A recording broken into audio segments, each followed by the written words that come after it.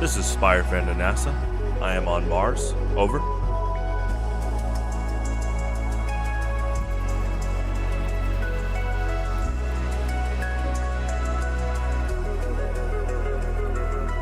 Oh, my... Oh, Earth to Earth. These, communications now. Yeah, that checks out more. 8 consonants, 7 C's, 7 rings in hand. Alrighty, well, we are on the Lost Levels. This is the last game for Mario All-Stars. It's been a lot of fun so far. Again, I say I'm in no rush, but some of these levels kind of reward you for rushing down. Fully committing to your momentum, which is really fun. But yeah, it's been super enjoyable so far. It's been a nice trip down memory lane. It's one of those things where, again, I've owned this game since the 90s. I remember my family buying it at a store. The box looked cool. You know, Mario was in a top hat, had a magician's wand. But now I'm finally, part of this. It was a big goal of mine. I was like, I would love to eventually beat Super Mario Bros. 1 to 3 and Lost Levels. I did beat Super Mario Bros. 2 Advance in middle school, but I never beat the All-Stars version, which is super similar. There's obviously a little bit of differences, but I definitely have enjoyed the journey again so far. It's, yeah, a blend of old and new. There's been some... there's stuff in, Super Mario Bros. 3's ending I knew, like Peach. I did, years ago, I did have that spoiled that Peach says, "Just kidding," for Princess in Another Castle. So it makes me laugh. I did know a little bit about the final Bowser fight with his ground pound, which it was cool to see that. Another reason I love that Leonardo DiCaprio meme where he's pointing at the TV. Because I think that's me and a lot of other people that play Super Smash Brothers, which is most people that play video games, where they catch the origins of a move. And yeah, definitely you can see the origins of Bowser's down B in that game. It was really cool I knew he had that move, but to actually play the game and see him use it against me was really cool.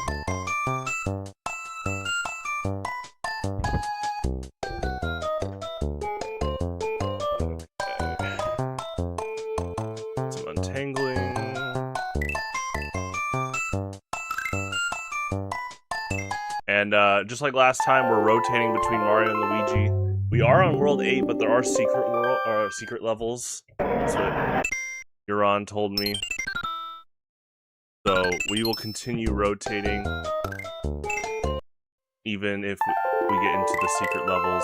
But yeah, we always start on Mario on level 1 of the world.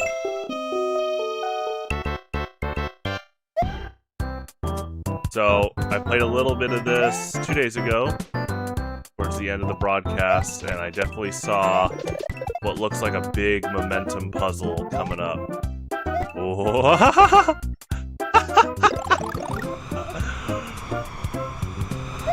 That was fun.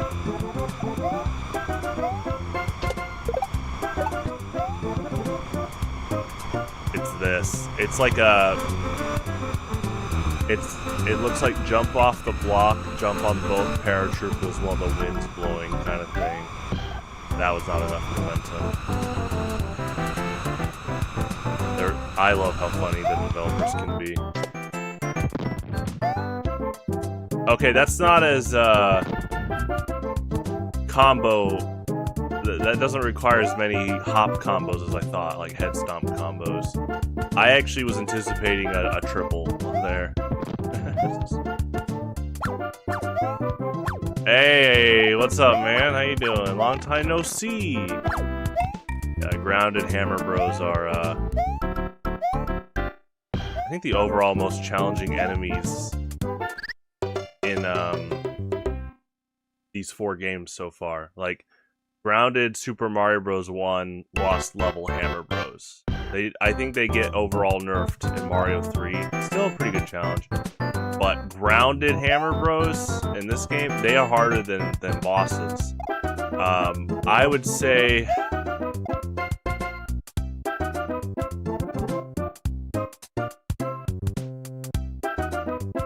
Honestly, I'm trying to think about Bowser's jump angle and how long it takes for him to land. They actually might contest Bowser here. I think,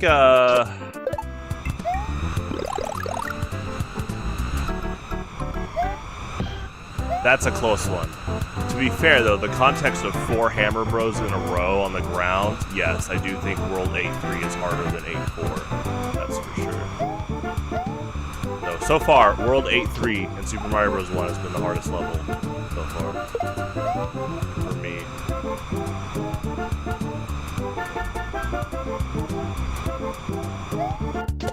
But that's also like, and this isn't a bad thing. I think that's also just adaptive game design.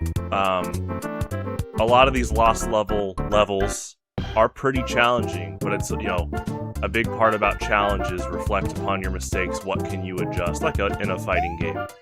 With the Hammer Bros, you know, I was sharing my thoughts there, what I was doing to improve, and I was like, okay, their hammer rates are pretty random. I was like, their hammer throw rates are pretty random. Their jump angles are pretty... I guess the jump angles aren't random, but the rate of their jumps is also pretty random. Oh, I'm seeing the double run here. And 4 in a row on the ground, so you can't take them out with a block jump. Yeah, that's so far been the most challenging. Would I say if a game over, let you restart at the same level? I said that, I actually said that 2 days ago. Going Cameron. I understand the context of lost levels letting me restart on the level. That's pretty big. So, yeah, it's kind of like... It is... I do think it's fair to evaluate each level in 2 categories individually and in the context of the overall game. For example, there are some hard levels at the end of Mario Bros. 2, but I shuffled every character. There are matchups like, there are platforming things where like Toad has to use the falling logs on the waterfall, right? But Peach can just glide by. But then there's also cases where Red Birdos are a pretty hard matchup for Luigi. Just by how high his jump is and his lower traction. But for like Mario and Toad, they can often, like you can try to blitz the eggs that are tossed when they try to mix it up with the fireball. So, you know, it's kind of like the context of...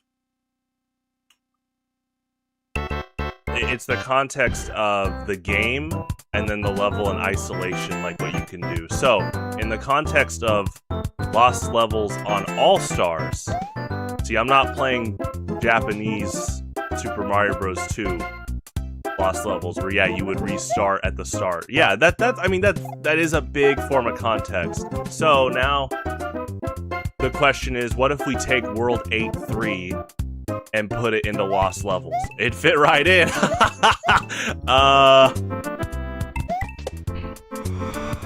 I get to just keep at it. I mean, of course, yeah, that would definitely, I think, lower the difficulty, just because you can keep Blitz running the Hammer Bros over and over without the higher risk of losing a lot of progress with having to restart. I still think it's pretty challenging, just because I think, well, as I say that, there are grounded Hammer Bros on this level. Yeah, we're not done yet. But I will say this level does give you a mushroom, though. That's really big against Hammer Bros. World 8 leaves you stranded for mushrooms, and you can do that. You can jump off the bullet bill cannon there. World 8 in Super Mario Bros. 1 basically leaves you almost power-up stranded. I couldn't find a mushroom. Oh, that is a long run. Wow, is that like at the very tail end, or do we take a warp pipe? Maybe we try a warp pipe. So it's... I guess what I'll say right now is the hardest for All-Stars for me has been beating World 8 in Super Mario Bros. 1, because specifically with World 8-3. But the other surrounding levels obviously added to the difficulty too. I died quite a bit. If this game couldn't let me save per level...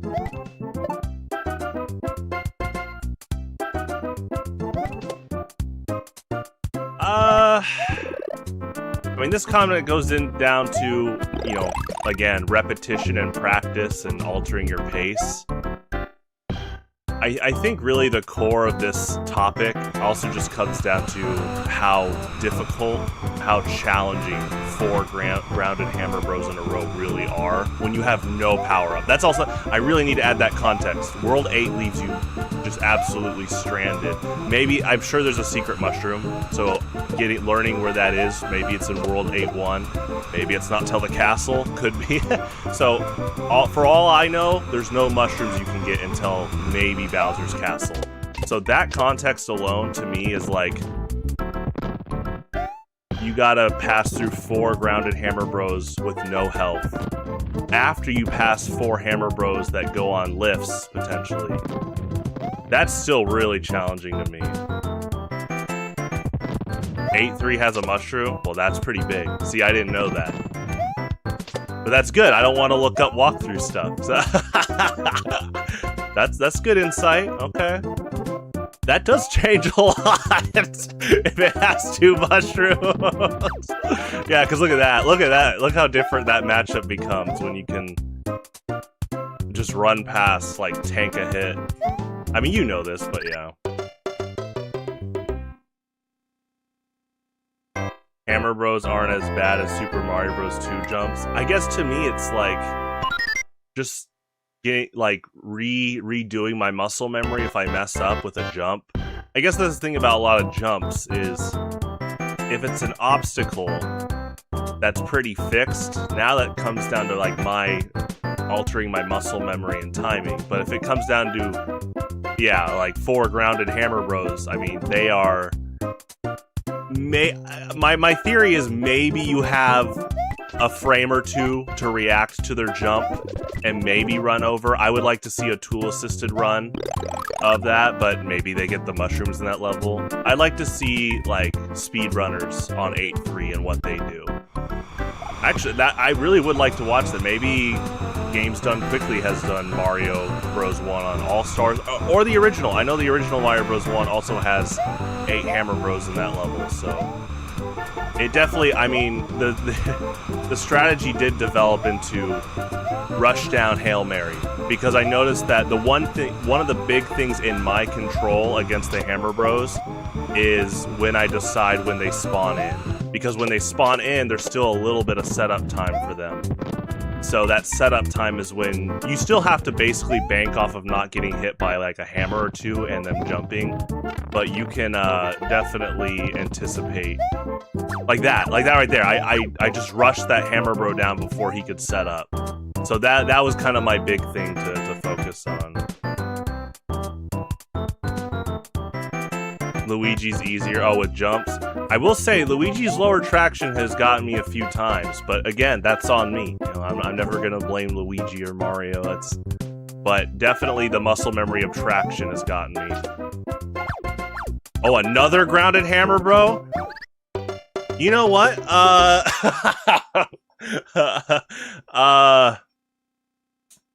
This is getting pretty close. Oh, that's really close.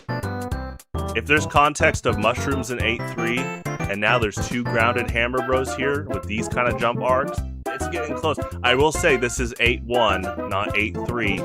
So if we played with game overs at the start of the world, this is the start of the world. So I would be able to just keep. Well, I don't know how Japanese Mario Bros. Won it. I don't know if you can restart on the same world on a game over. Like was it the hold select, press pause in the NES Super Mario Bros. 1? The jump is a huge buff in your opinion. Lower traction, I mean, I've had a lot of slippery deaths throughout this all-star playthrough. So I will say, ironically, Luigi's high jump I do think made for a harder matchup against Mario Bros. 2 bosses in general, but it seems like Luigi becomes a harder matchup against Bowser, for Bowser, than Mario. Like, Bowser seems like a little bit of a harder matchup for Mario, just because, yeah, you can try to Hail Mary and big jump over Bowser. But in Mario 2, because the bosses are defeated through landing hits with projectiles, Luigi tends to take a while to land on a projectile, and by then you might be getting hit by another projectile. It's really interesting how different bosses, like boss matchups, can become because of that. Yeah, this is getting really close though. I haven't even finished this level, so that's fun. That's a good surprise.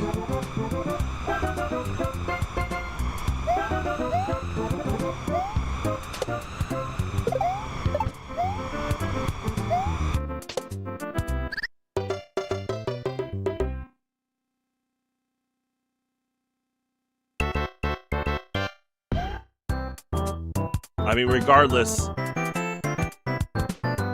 like I said, World 8 and Super Mario Bros. 1 definitely ramps up the difficulty a lot. It's not a bad thing either. I actually really like that the final world is really challenging compared to the other ones. Not that the other levels aren't challenging in general, but I definitely saw a difficulty ramp. Like a semi-spike, I'd say a semi-spike. Not a full-on spike, but pretty good ramp up.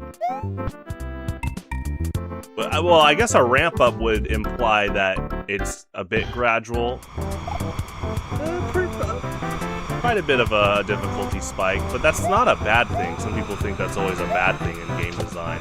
I think if it's World 8 and it's Super Mario Bros. 1, that's fine.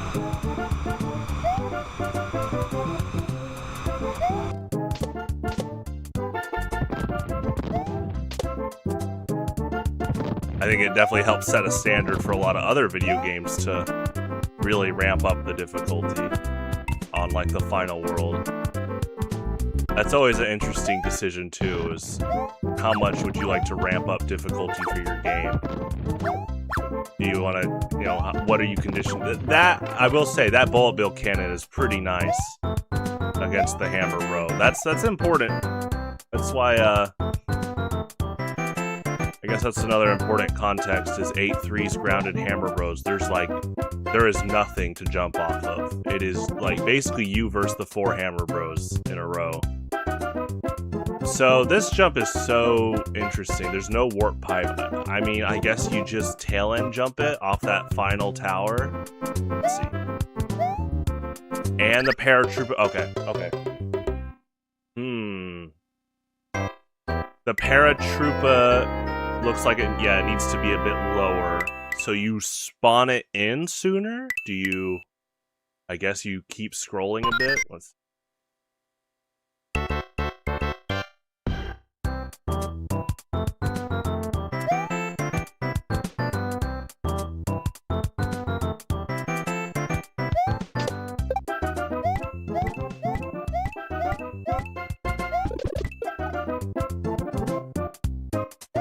Just run more. I think I am I think I am not fully comprehending how much momentum Mario carries over. Because I'm thinking this isn't Super Mario Bros. 3 with the P meter. But he might have like a pseudo. Oh, nice. He might have like a pseudo P meter. Scared of the piranha plant? I'm definitely being cautious just because these piranha plants seem to be a lot more public showing when you're close to them.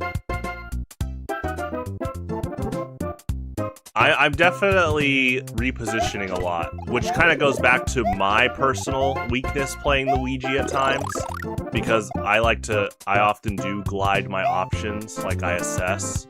I mean, there are times the assessment is rushed down like crazy. See, like right there, like I just assessed.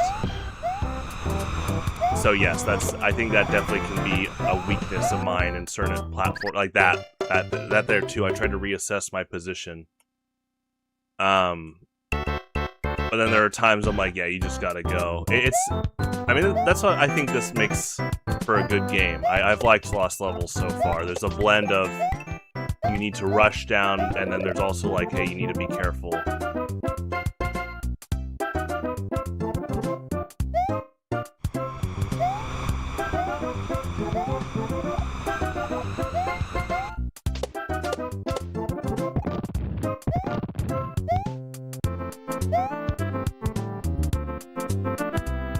Like this. Okay, so give me a hammer bro up here. Can I get him off screen? Kinda. Okay, yes. Okay.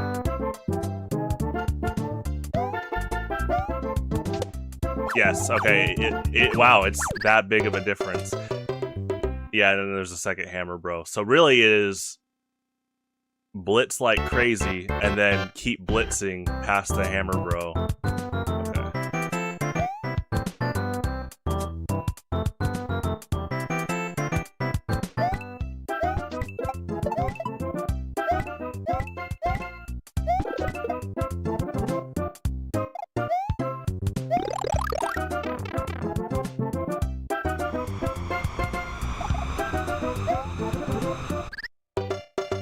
Probably should jump off the tower too, yeah.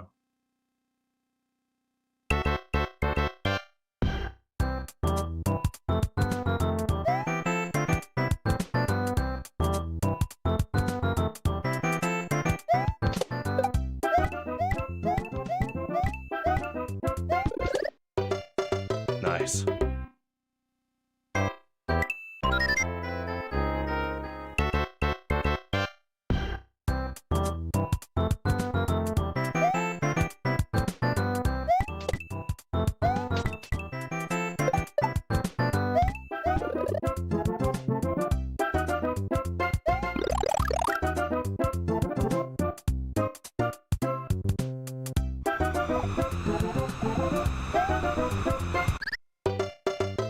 That is a tight window.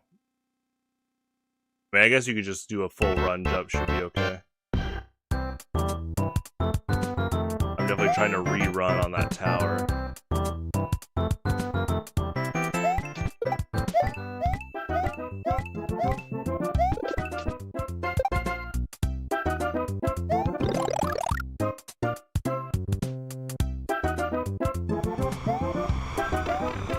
Yeah, but if I full run, that red Koopa, that red Koopa's got me a few times now too. Oh look, another one. They're on to me.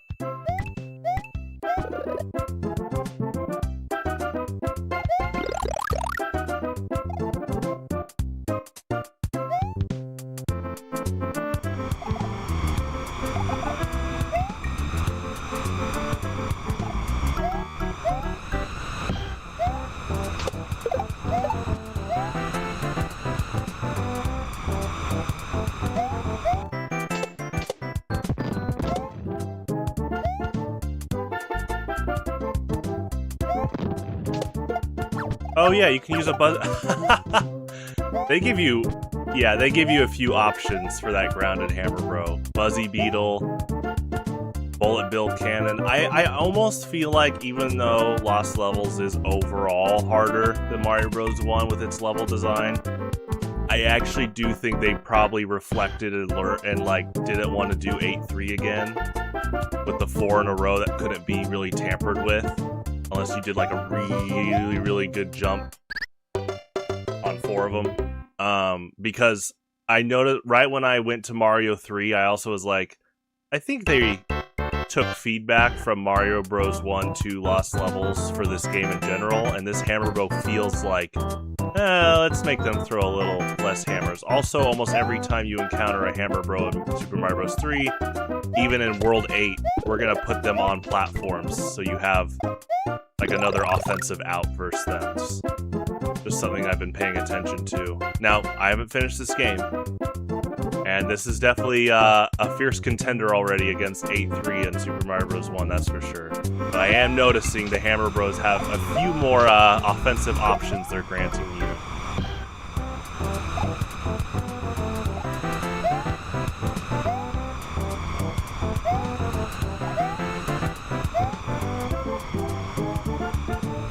You don't think what's true?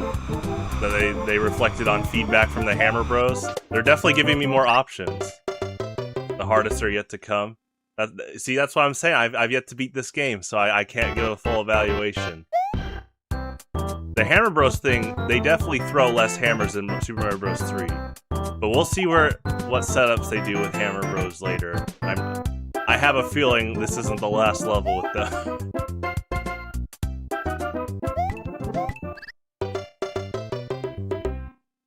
Now Goombas, on the other hand, they buffed them. Did you see that? No, they got me good.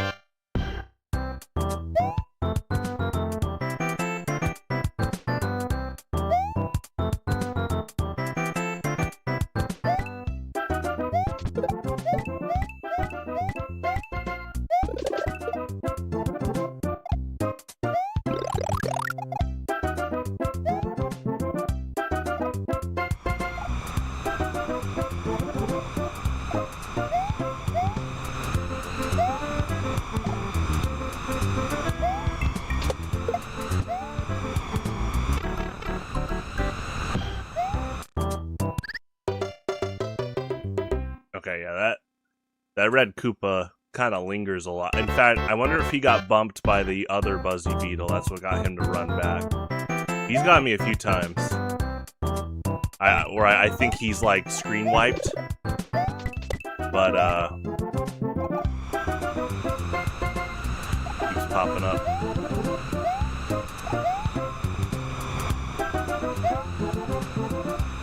Yeah, like right there. Well, I guess the Buzzy Beetles don't turn around.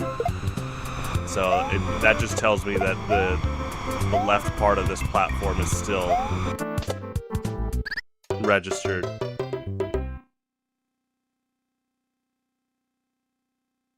Mario 1, most people think the hardest levels is either 8-4, 8-3, or one of the World 7 levels. I think it's, in my opinion, most challenging for me was 8-3. Bowser's tough, but I will say, it's like, it really is Bowser versus 8 Hammer Bros. And then the 4 ones at the end. That's,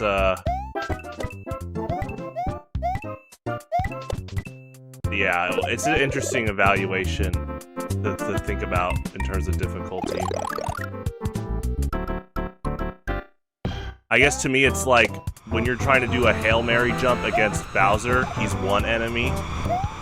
He's pretty tough. But when you're doing a Hail Mary jump against 4 Hammer Bros that have, again, there's like no offensive options. There's like no options except for either getting a really nice head stomp when they happen to not have a hammer loaded or running past them. I do think they're harder in general. Oh, because of the level. Gotcha. I would say 8-3 personally.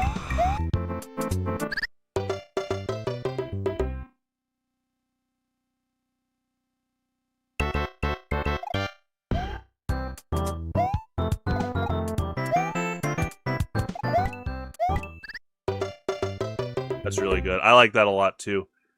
They sure give you a lot of coins and a mushroom, but yeah, they place a lot of enemies to kind of hit you if you miss space.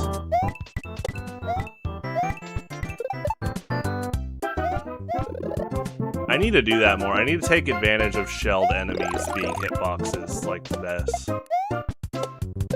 Yeah.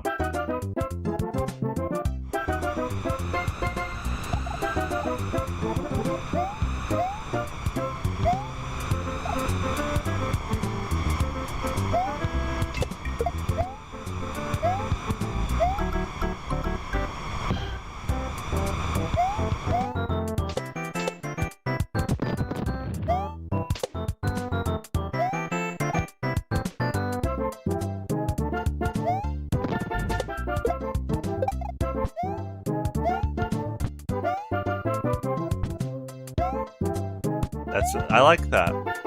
If you take out the hammer bro with the buzzy beetle, now it's like, here's the new hitbox. With timing on a piranha plant. I mean, I know you can just jump and reset, but I like that. It's like, hooray, you beat the hammer bro. Now watch this. Yeah, and buzzy beetles get back up pretty fast too. Oh, I'm not fully running, hold on.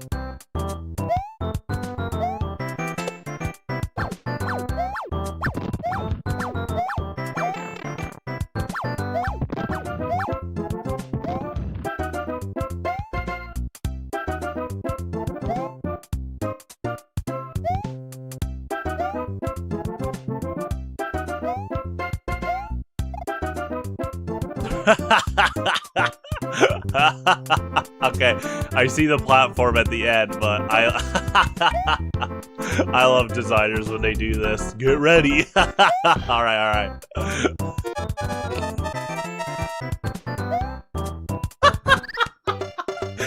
Yeah, it's the flag. Oh man, oh that's great. I love that so much. I laugh with the designers that were most likely laughing at a lot of this.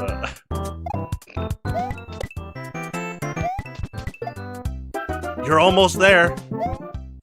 What's up? Yeah, All Stars. Yeah, it's been fun revisiting this for sure. Oh, I did not get hit. That was interesting. That looks like the hitbox is gonna get me.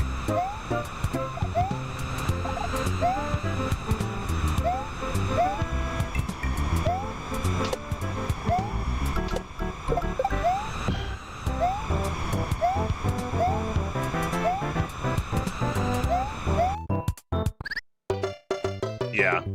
So it's, yeah, muscle memory, timing, momentum, and then try not to pull back as much.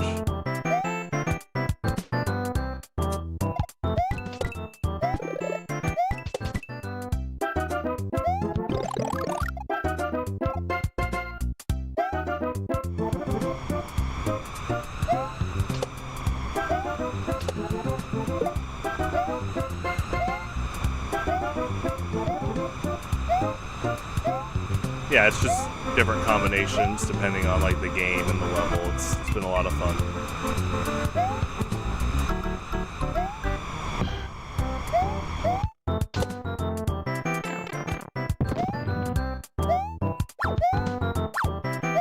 Okay, off-screen wipe.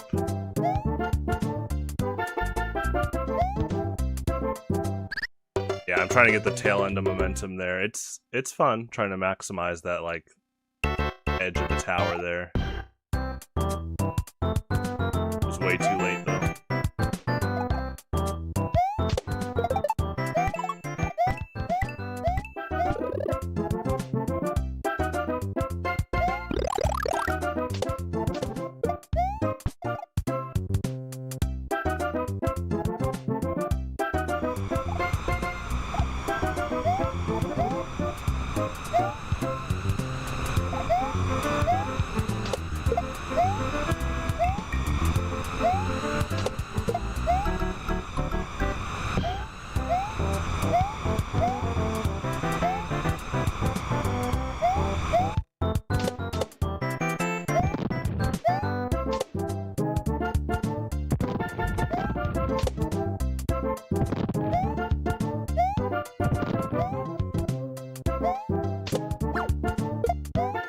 Good jump.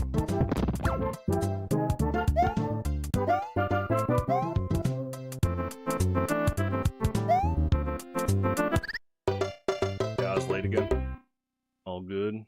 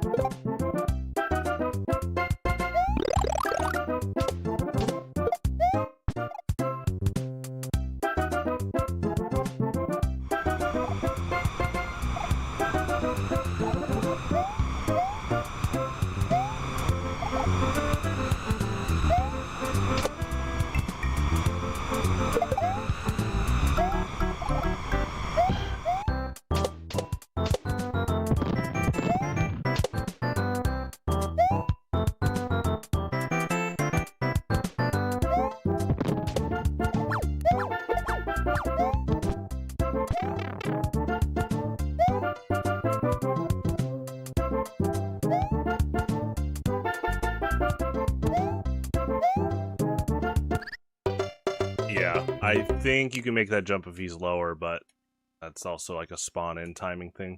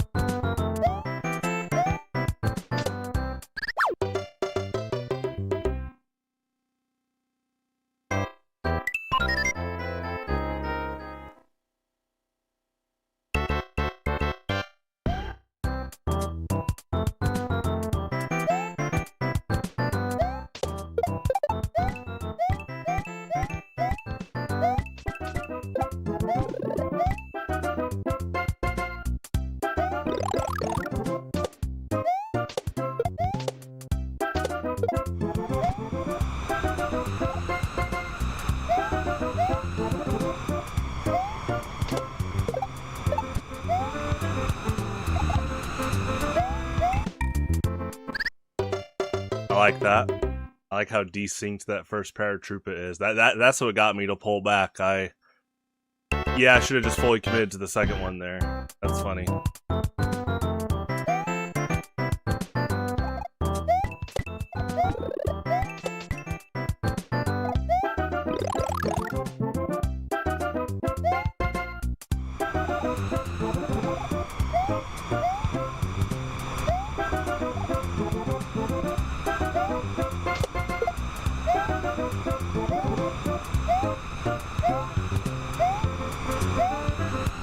Okay, the red Koopa actually got screen wiped.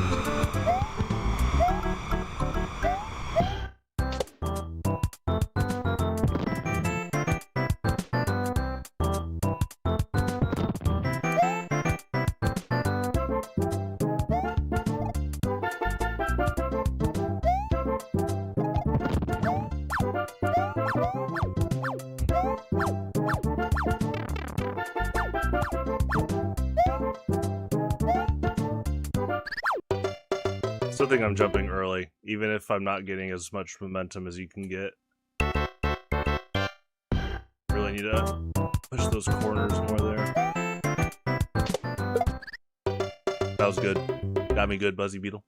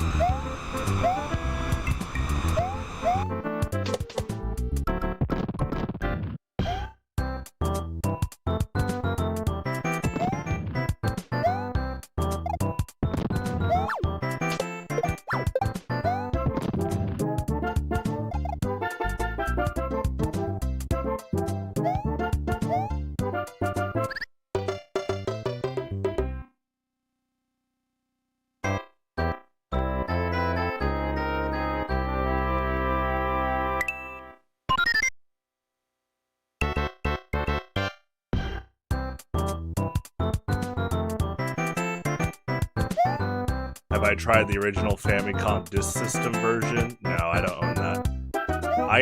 My parents got All-Stars on Super Nintendo in the 90s, but I never beat any of the games until Super Mario Bros. 2 on Game Boy Advance in 2007. So this has been just a fun ambition of mine, is to go back and beat all 4 games on the Super Nintendo version. But yeah, definitely I love the backstory of the Lost Levels.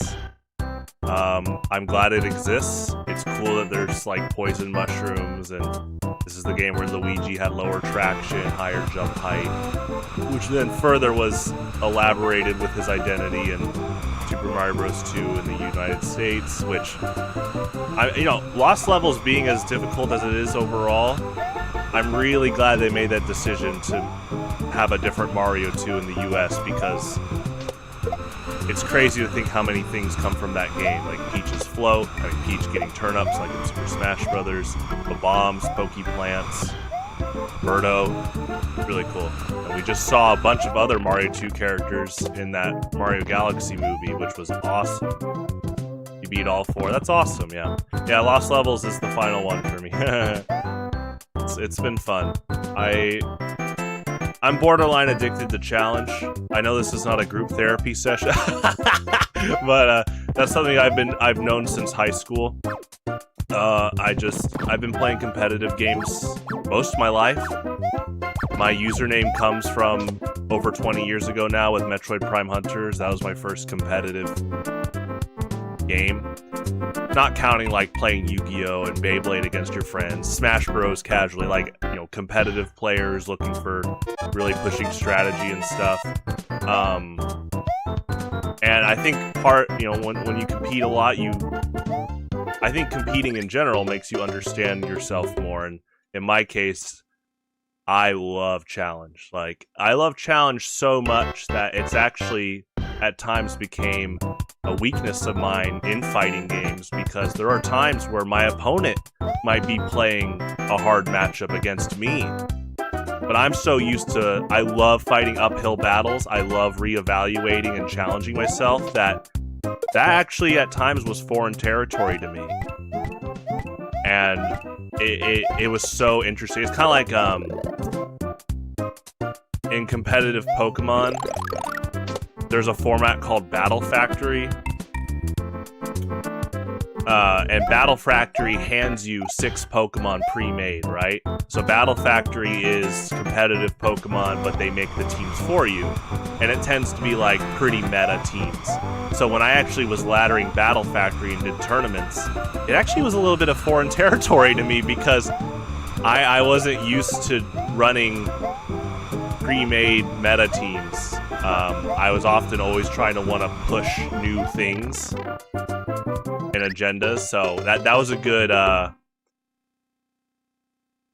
that was a good self-reflection moment of like, where can I improve here? Sometimes if I'm offered where I might be in a pretty big advantage state versus my opponent, how can I not be thrown off by that? Famicom Disk System was your Grail console as a kid. That's pretty cool. Grail console. Mine for a while was the Nintendogs. Was it Nintendogs? There was a turquoise DS Lite. Yes, that only came with Nintendogs. And I wanted that. I love turquoise and green are my favorite colors. And in the 2000s, when I saw that there was a turquoise DS Lite, it was one of the coolest looking systems I've ever seen. I ended up getting a pink DS Lite. I also really liked that one. I liked how it looked, but also I knew that the pink DS Lite would be the most rare, especially amongst teenage dudes like me. Also, I definitely was a cannibal bully since a young age, so I knew that would invite insecure bullies trying to make comments, and I was looking for it. Get some chaos going. Everything alright with you, man? Yeah, stuff like that. You alright? But I definitely, when the 3DS came out and they had Aqua Blue, woo!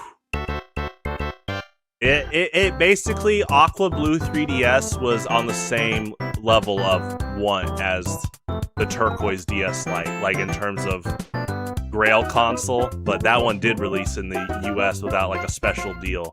In fact, ironically, it actually did become rare just because of how fast they moved to other models and colors.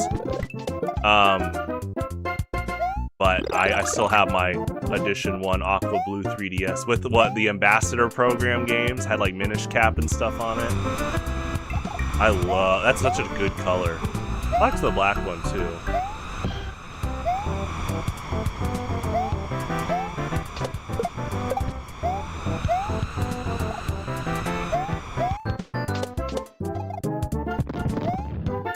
Mine was an NES as a kid.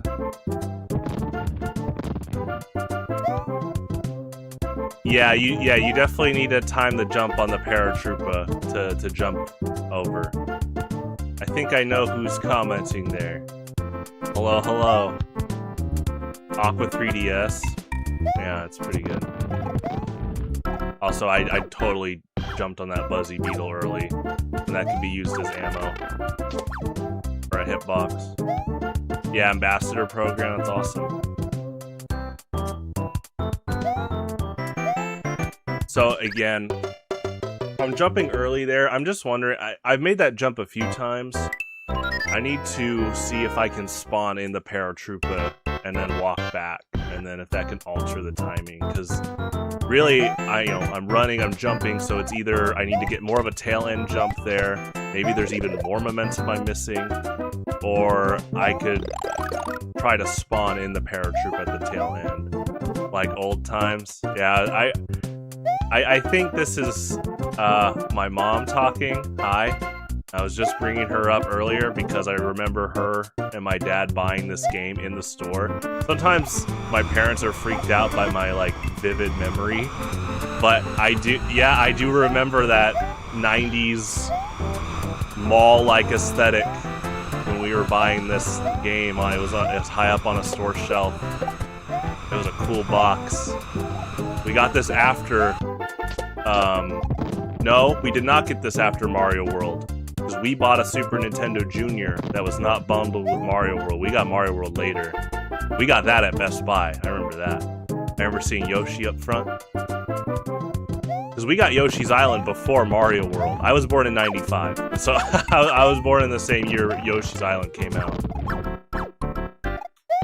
But we technically had an NES first with Super Mario Bros. 1. I wanna see if I can spawn this guy in. Yep. I think we spawn in, then go back. Yeah. You were born in 87. Nice. Yeah, 95. NES was technically my first console with Super Mario Bros. My first video game ever was Star Tropics. Yeah, I need to muscle memory that. I need to, well, two things. Spawn in the Paratroopa, run back, and then run, jump, because, yeah, there's going to be a Hammer Bro there. Okay, yeah. But yeah, Star Tropics was my first video game, and it is definitely, I always talk about how Star Fox and F-Zero and Metroid are big, neglected sci-fi IPs by Nintendo. Metroid's doing a lot better. Star Fox is on a resurgence. Star Tropics is, like, the most neglected of the four. Now, to be fair, I do have a rule of thumb saying a game doesn't become a series until there's 3. Like, if a game has a sequel, it's a sequel to this game. But once it's 3, I'm like, okay, now it's a series, whether that series be a trilogy and or more. So I will say that. I will say Star Tropics still has a lot of potential. Oh, I held back again. Yeah, I gotta make sure to keep committing there.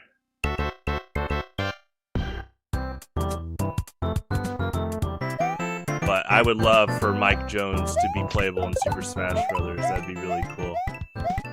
I would like to play Star Tropics on stream in the future too, 1 and 2. Those are really good games.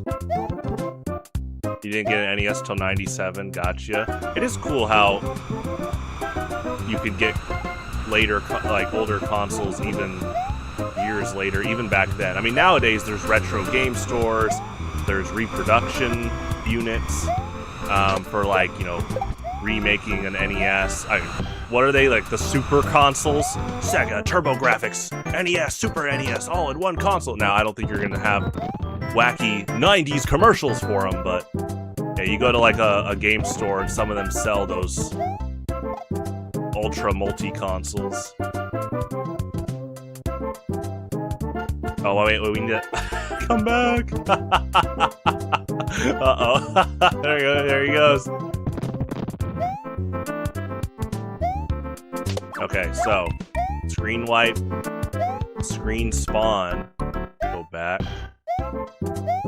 Okay.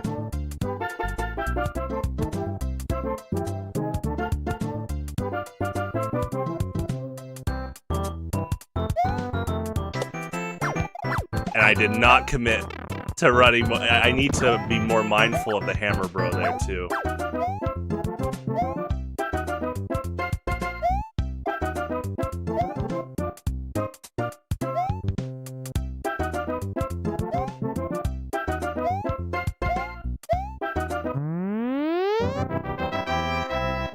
It was hard to find stuff for it then, yeah. Yeah, because by that time, like, 64's being pushed. You got most of your NES stuff in 97, 99, gotcha. Yeah, Super Nintendo for me... Actually, Super Nintendo was 97 for me, because I was born in 95, you know, little baby me was not playing video games. But, like, 96... definitely a toddler. Tail end of when we used to live in Virginia. But right as the 64 was coming out, we got an NES and a Super Nintendo right after each other. I got a 64 Christmas 1999 because I was in preschool, and yeah, I started kindergarten in 2000. I remember that.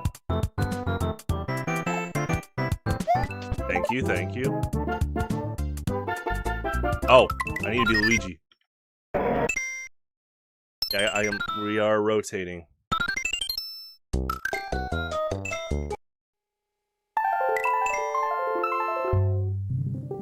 You had to clean everything, yeah. For years doing the cartridge blowing stuff, and then thankfully AVGN was like, yeah, you probably shouldn't do that. Try using a Q-tip and cleaning alcohol, and I was like, thank you, and I have done that ever since. I'm so glad AVGN has archived so many things that so many people went through owning consoles and hardware. He has a really big, like, media collection, not just with games but movies, and I would consider him a top professional with, like, handling and collecting hardware at this point. Like, he'll talk about, like, I'm trying to remember what AVGN episode it was. He talked about, like, Super Nintendo's naturally... Oh, you cannot swim there. Super Nintendo's tinting yellow over time. Now, see, I had the SNES Junior, and it's kind of normal color. It is not tinted yellow. They had an official cleaner cart? That's cool.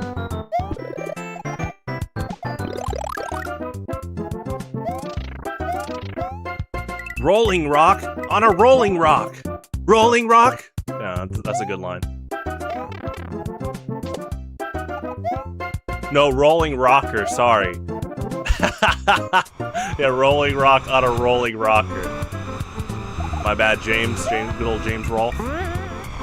Okay. My mind keeps thinking I can swim. I gotta mentally reassess.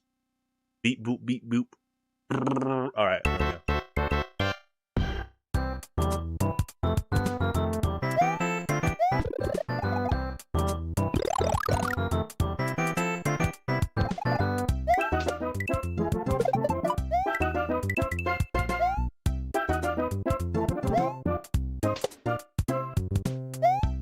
Rolling Rocker. It is crazy how many Wii-like hardware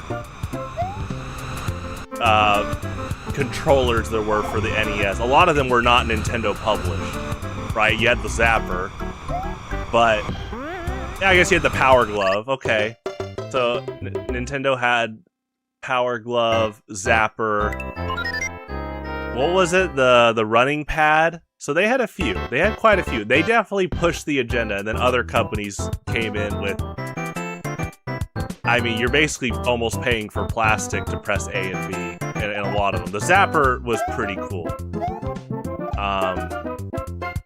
The Power Glove, I'll give them credit, it was ambitious, but yeah, it's like what AVGM points out. He's like, what happened to a classic controller? A and B. He would say stuff like that. I was like, yeah, that's a good point. Power Pad, yeah. Super Nintendo Junior from Best Buy, nice. Man, I need to go rewatch his like NES accessories video. That's really good. I'm gonna try to run jump here. Nice. Arcade stick, dog bone. I do like, what was it? We had that. We had the NES top-down controller. That actually was cool. That actually felt like playing an arcade game. Like, I played Super Mario Bros. 1 with the arcade stick. I liked that. That's a good one. I think that one actually has good functionality because some people like the physical feedback of an arcade stick. I mean, I compete in Street Fighter with a fight stick, so it definitely has rolled into that. You got a Super Nintendo Junior with Yoshi's Island? That's awesome.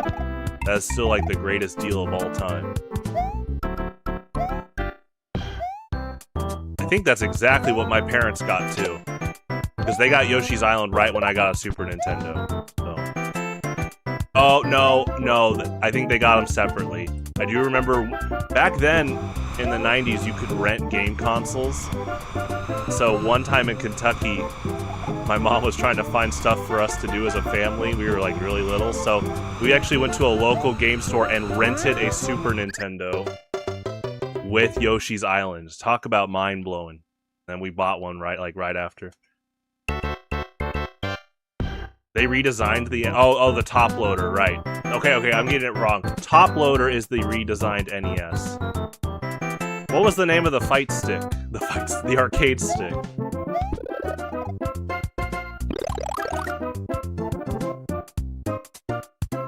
Also, yeah, I need to hold jump later on that trampoline.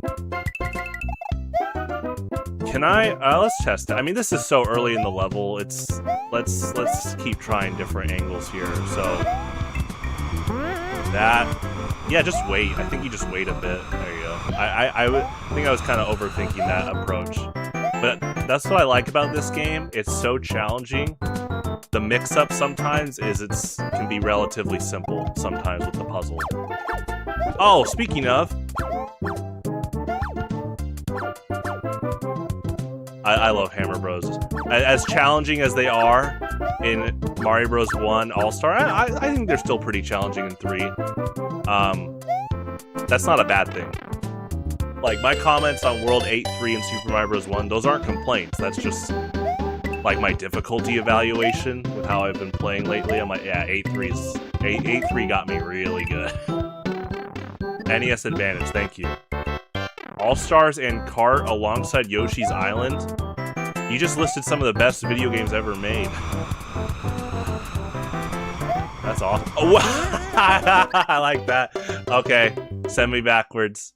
That's right. All-Stars has that. I know it sent you back worlds, but I actually forgot there are warp pipes that send you earlier in the level.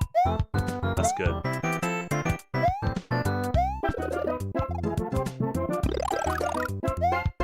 You played PC? Oh, like DOS stuff? Did you play Elder Scrolls 1 and 2?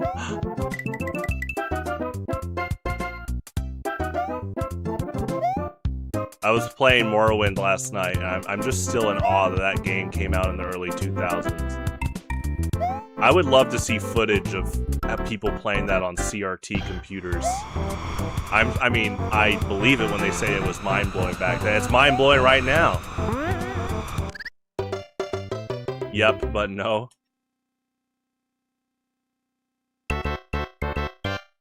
I mean, I say this all the time, but I say it all the time because of how important it is, with how impactful Morrowind is to me.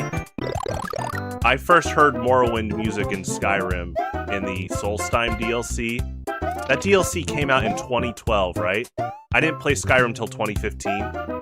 I heard the Morrowind music, and I thought that was brand new Skyrim music for the DLC. I'm like, wow, this is really good. Like, I remember specifically hearing Blessing of Vivek, and I'm like, oh my gosh, this is incredible. This is new music for the DLC? No, it's from 2002. I'm like, oh my gosh. I guess 2003. No, 2002. Yeah.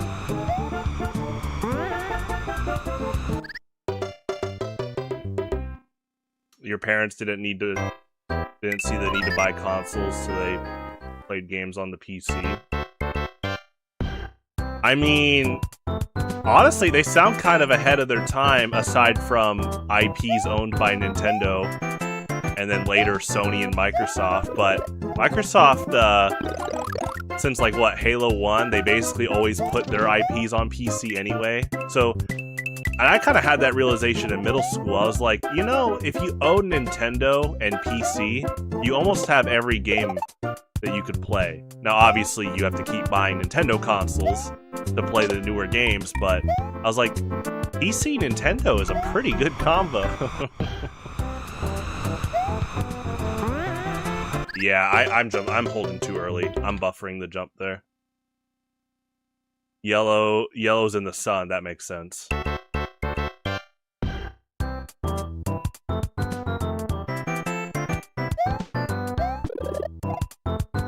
trampolines. I can tell you for a fact, I have little kid ingrained muscle memory of preemptively jumping trampolines and music blocks. This live stream is like an active psychological retraining of not pre-buffering the jump as much.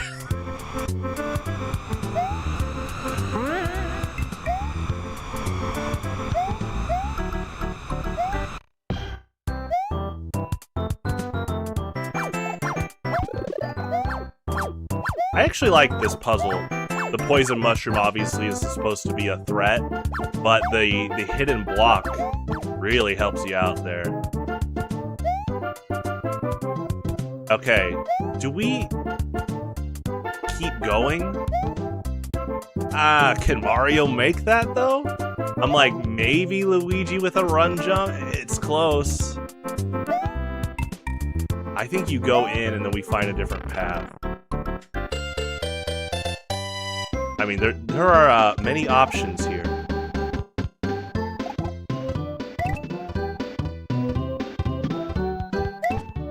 Is it the first one? Was it the first warp pipe? Nintendo PC Duo. It's pretty good. The block just before... There's a block... Oh, is that like a vine? See, that's funny. I was using that as a terrain advantage against the Hammer Bro. That's really funny. Yeah, I had no idea if that's... Oh, wow.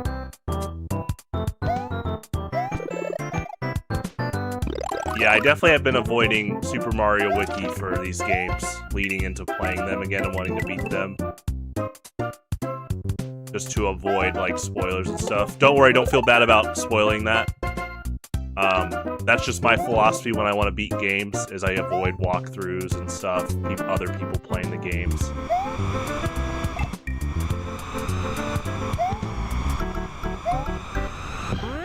The one you need to bounce off the paratroopa. Wait, because I'm talking about this warp that's sending me back. And that my next play is to take the first warp pipe before it screen wipes. But now I'm thinking about it, does Mario Bros. 1 and Lost Levels ever do the warp from above? Like, you always warp from below, like you go down or sideways, but I don't think you ever jumped up to warp in these games.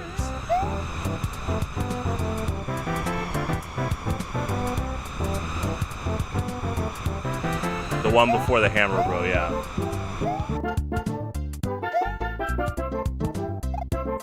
Oh.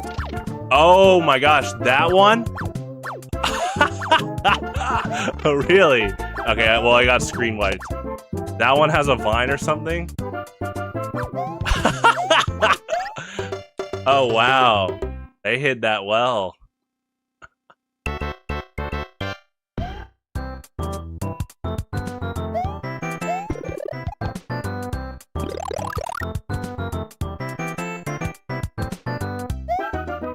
Yeah, that's what I thought. Mario Bros. 3 was when you started entering pipes from below. Yeah, that kind of answers my... That was going to be my next play, was like... At first, I was like, maybe Mario Lost Levels introduced pipes from below to warp? Let's try that, but okay.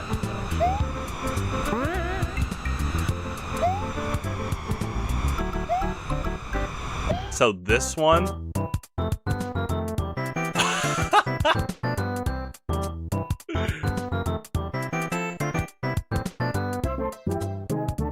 Oh, that's awesome.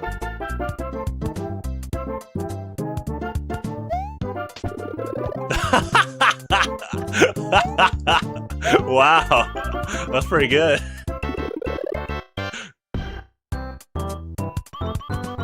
You're pretty funny, game designers. I like the comedy here.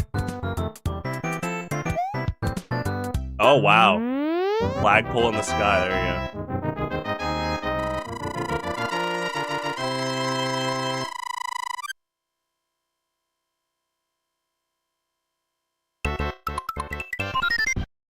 It looks like a few people are wanting to throw a party for Mario in that preview image. I look forward to this. Look at that. Happy birthday! And maybe it's his birthday.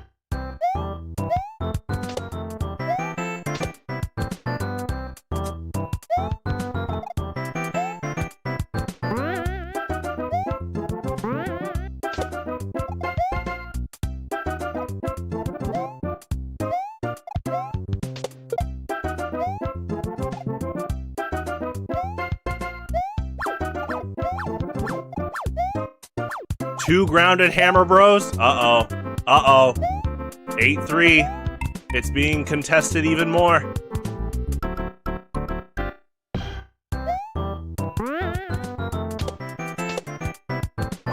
Three? Four? Alright, alright, alright. Okay. Yup, that's it. It's been hit to second place. That's pretty good. I like, okay. Alright, there it is. I bet Cameron was waiting to spoil it, but he held back. There you go. And it's World 8-3 in Lost Levels. There you go. World 8-3. Beaten out by World 8-3 now. Famicom Disk System is on Switch Online. Yeah, they did do that, that's right. I wish you could just buy the games. Oh, nice. Got me good.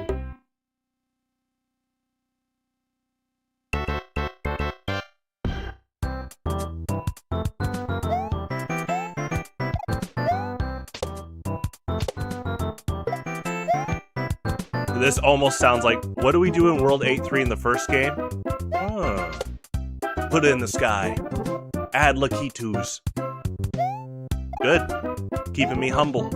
Well, keeping me humble. If I wasn't humble, I'd end the broadcast right now. Need to reevaluate my life. This is a tough one as Mario. We are committing to the rotation. I am not going back on my word. I'm not tagging in Luigi. We are rotating each level since the first one.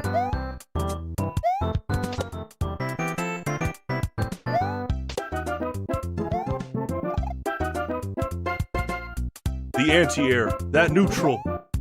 What are you talking about? It's only anti-air is a neutral if I do it. Did that Lakitu drive rush? That would be a good edit. Dale plays Super Mario Bros. Lost Levels.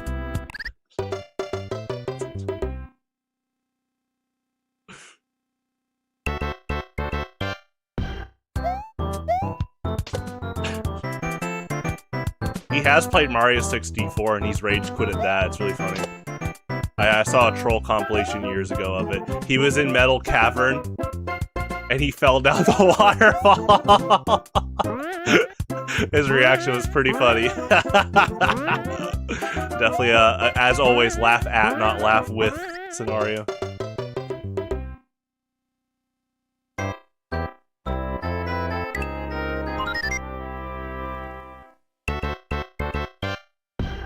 Yeah, spiky egg inspirational.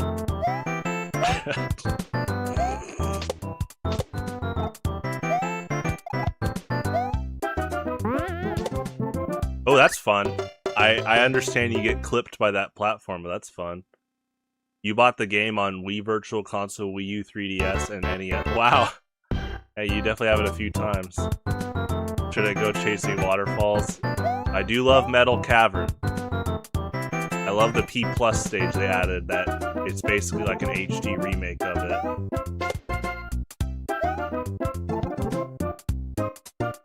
I would love to play Mario 64 on stream in the future. I would just like to do a playthrough. Not 100%. I have done 100% of it, but it's been a long time since I've just done a playthrough of it.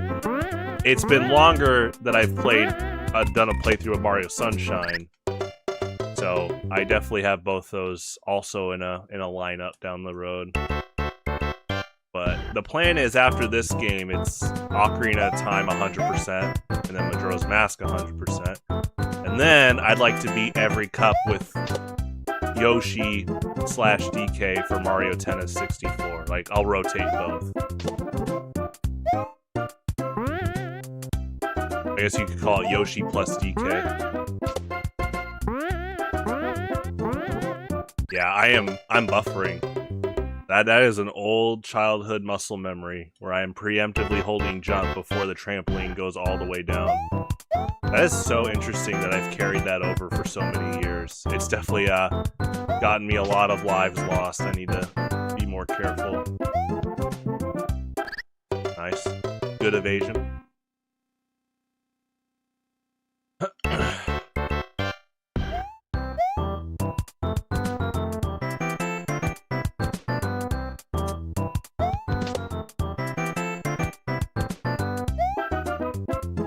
Good evasion. Yeah, I like that Koopa Paratroopa's range. It's like just beyond what you think it might go. At least me. I keep thinking they're gonna stop a little bit sooner. It's good.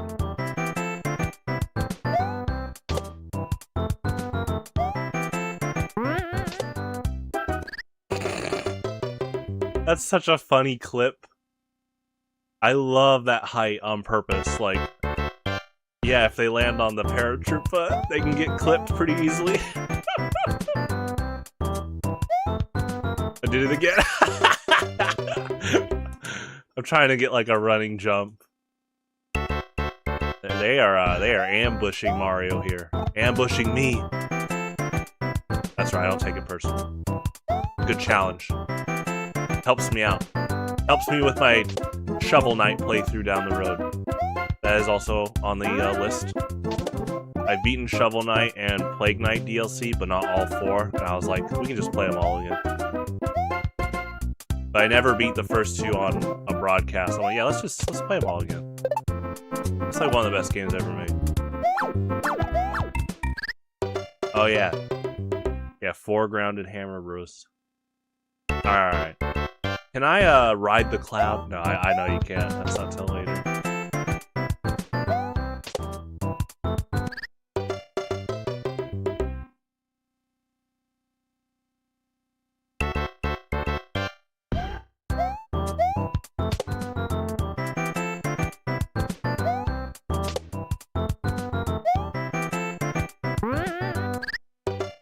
Good throw. Good aim. Eagle Eye Lakitu.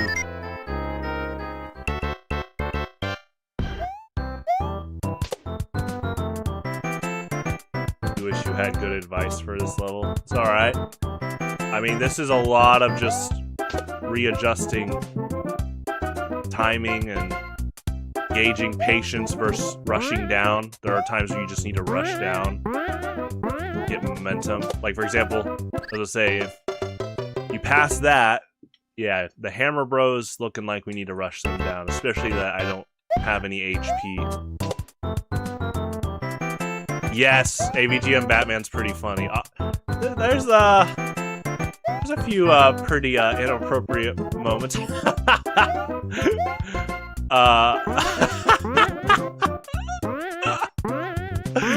Yeah, PSA. While we're praising AVGN, if kids are watching, you know, I'm not just gonna go say, "Hey kids, go watch AVGN Batman episode." But he definitely has a lot of good bits in that level.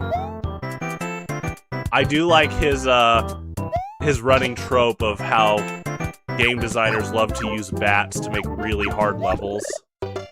Oh, that's funny. That's actually good to know. Okay. It was pretty early on in AVGN's seasons where he started pointing out, he's like, man, it's always bats.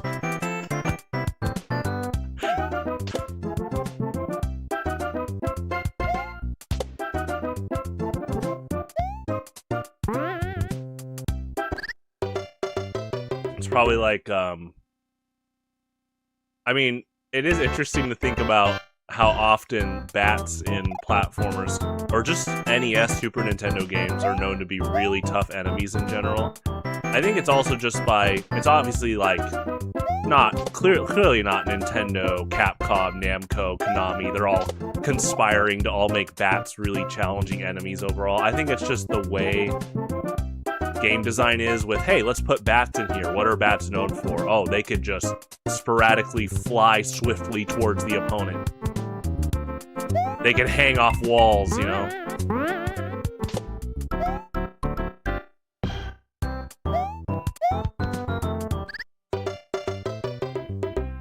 Oh yeah, he tells the games he's Batman, that's right. Yeah, I liked his Batman costume.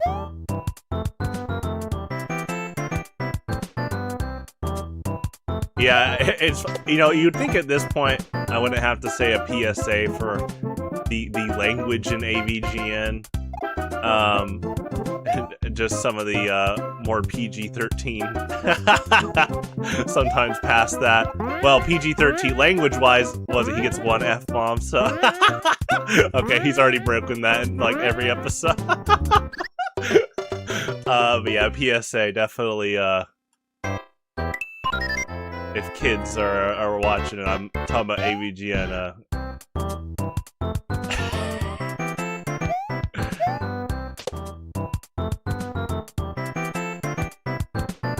He definitely, yeah, definitely not some moments that probably kids should definitely be quoting.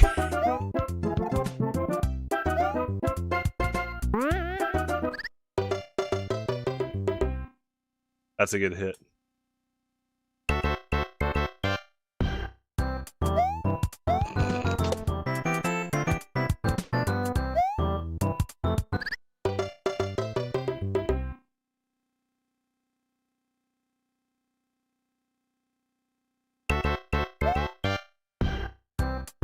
But see, I'm thinking about it now. It's almost like it's like in limbo, like between PG-13 and R-rated. Just like some of the comedy sketches he does. I'm like, yeah, you can't really suggest little kids to watch that. Like, thankfully, he's obviously not showing like pornographic material and stuff like that. Yeah, he's not doing that. In fact, what was it? Some of those games, he's like, what were they thinking? What were they selling to people? I like how he calls out like, some of those, what was it? CDI, Sega CD games.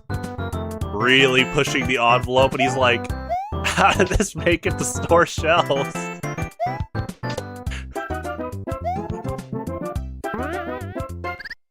Okay, you know what I'm doing? I'm realizing I'm holding dash a lot too. I do that a lot with trampolines. I'll hold dash, and I think that preemptively gets me to buffer the jump button as well. So I miss the big jumps a lot. Yeah, Sega CD and CDI. He's definitely covered a lot of games from those consoles. Made fun of that commercial. You still don't own a Sega CD? Huh? I mean, he did a lot of the Jaguars library pretty early on. That was pretty impressive. He got all those games too. Like whether he owned a few already, but he went out of his way to buy copies of a bunch of Jaguar games. I mean, I'm sure the review paid for a lot of it, because even by then he was getting insanely popular. He's been a top subscribed YouTube channel since the 2000s, especially going towards the late 2000s, like 2008 on. And I mean, flat out, AVGN, I think, is one of the most inspirational people at this point. I'm not kidding. Like, in history, like, at first, some people say, oh, he's definitely one of the most inspirational, like, YouTube people. But I'm like, no, he's influenced so many people that do their own reviews, and not just for games. Like, media, like, Nostalgia Critic was clearly inspired by James.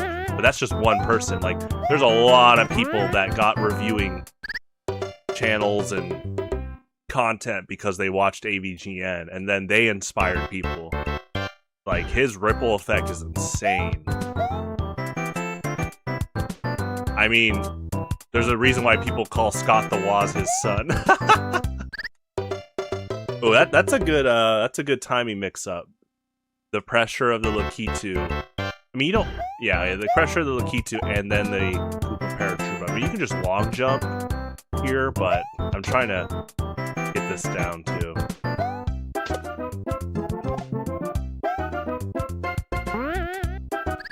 I buffered.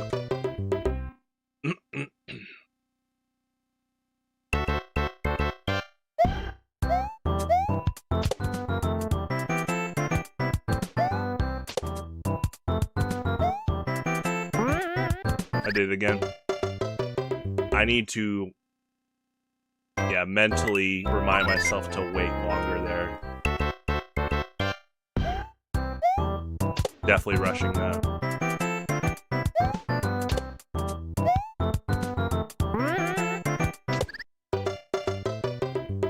But yeah, the paratroopas, I think the paratroopa is almost always a trap. I'd have to look at more of the flying angles, but it looks like I'm consistently getting clipped by the Lakitu and the platform. There might be a sweet spot. I mean, you could just always preemptively jump on the Lakitu. Maybe you can get enough momentum to land on the cloud when landing on the Paratroopa.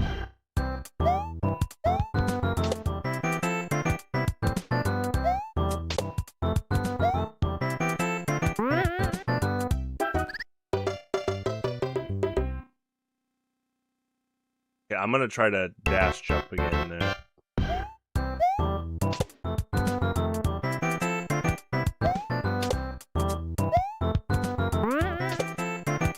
That's fun.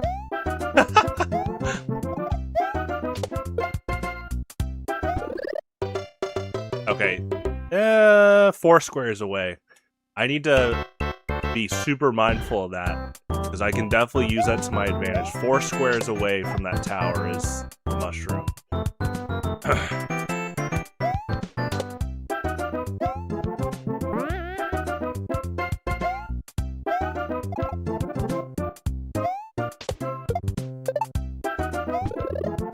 The poison mushroom, but still, you can use the block.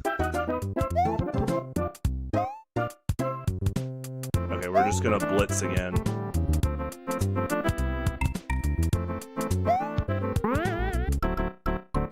I should have held farther. Yeah, that's definitely another habit, is I think that comes from Super Smash Brothers. Like, when I Yoshi double jump, I'm assessing where the potential hitboxes are and landing spaces. So I need to do less gliding of my options and more fully commit to rushing down forward.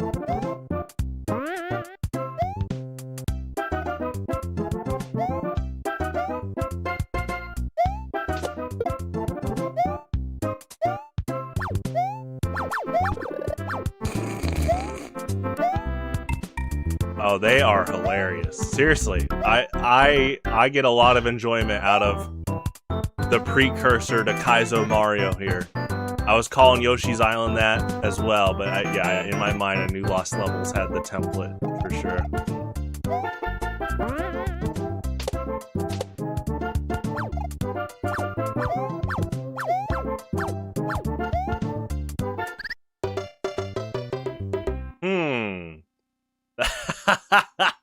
Is there a secret block?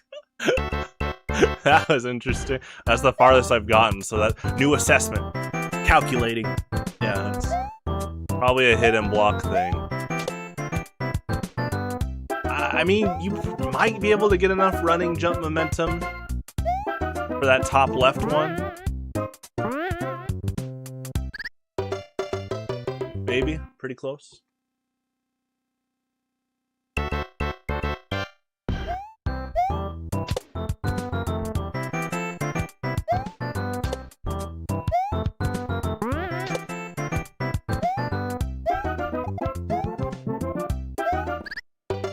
Good hit.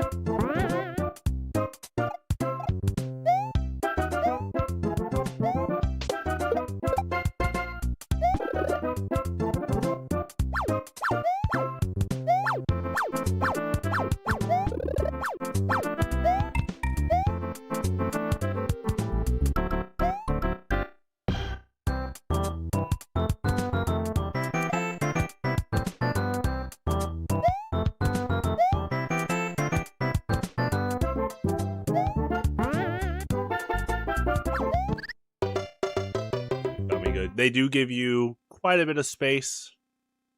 Preemptively, we run jump there. But that final moment, I'm wondering if I need to hunt down a secret block while that second hammer bro approaches. Maybe you can screen wipe him though.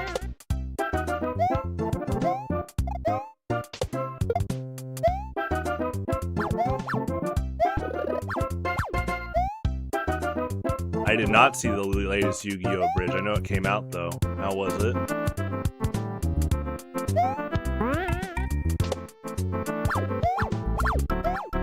Okay, so, screen wipe. Secret block. Secret block. Yep. Is that enough running space? Another one? Yeah, but... Huh. I think they want you to have the hammer bro on screen for a while to get a running jump here. Can I pseudo wall jump? It's getting close.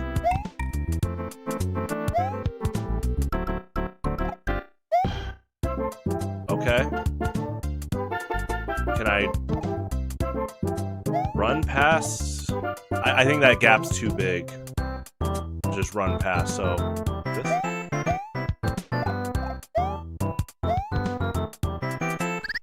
Pretty good. He's finally getting to the last arc of Yu-Gi-Oh! Yeah, that's crazy. Yeah, he's gotten pretty far. The Yami Bakura. You can run the gap. Oh, okay. Yeah, Yami Bakura ends up revealing to be like the final main antagonist. I mean, he always was a secondary antagonist, but yeah, he has like he's like the human form of Zork, which is crazy because Zork was used in one of the first episodes of a bridge. Was it Zorkin Pals with Bakura?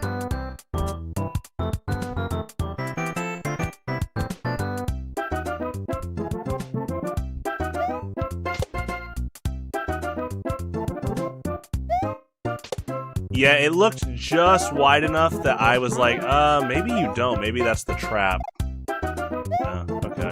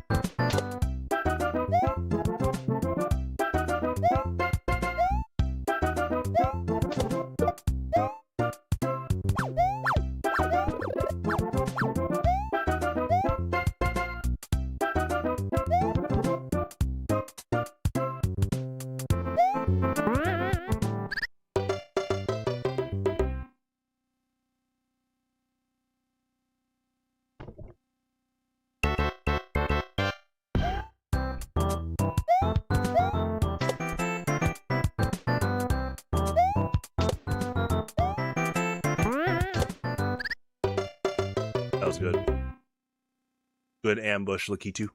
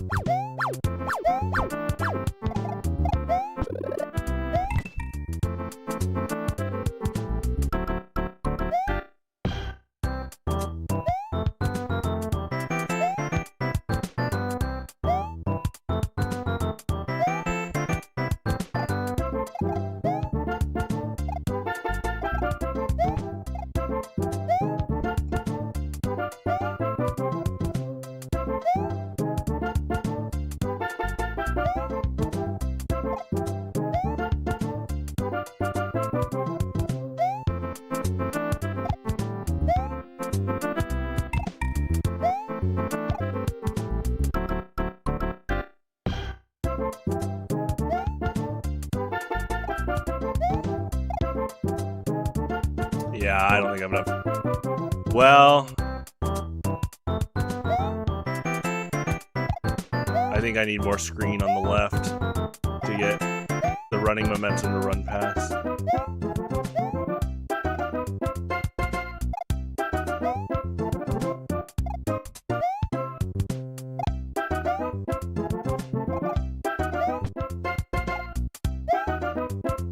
Oh, okay. I did it. I just jumped late. Hoopa on the block could be useful. Are they giving out free Starmen?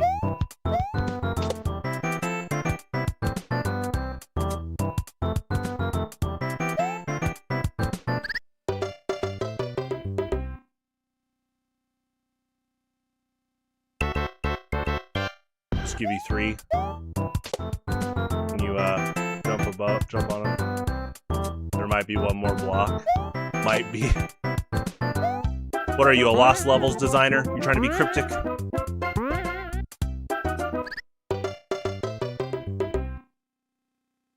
Yeah, I was wondering if there was a third one. Maybe at the edge there, or before.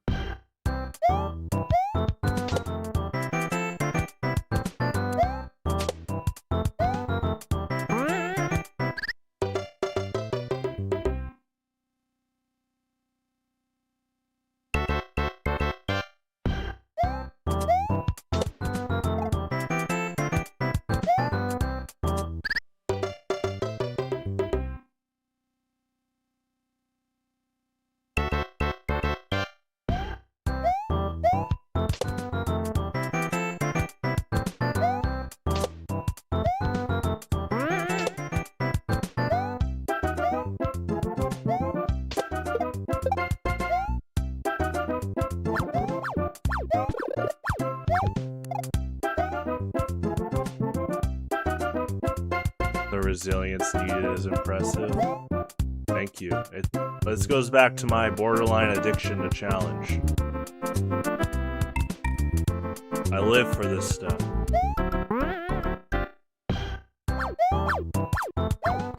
Oh, got me good. The anti-air.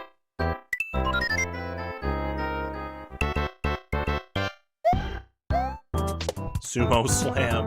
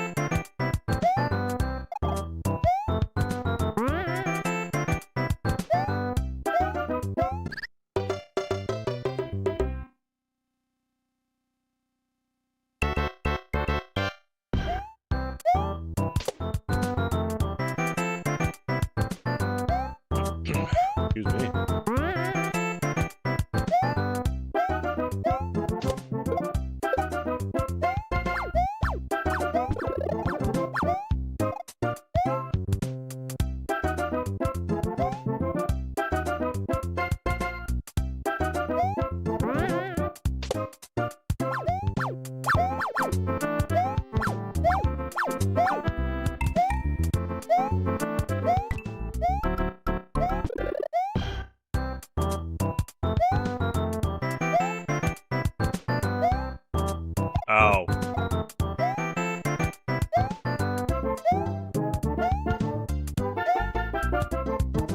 Okay, I thought maybe there'd be a block above here. Okay.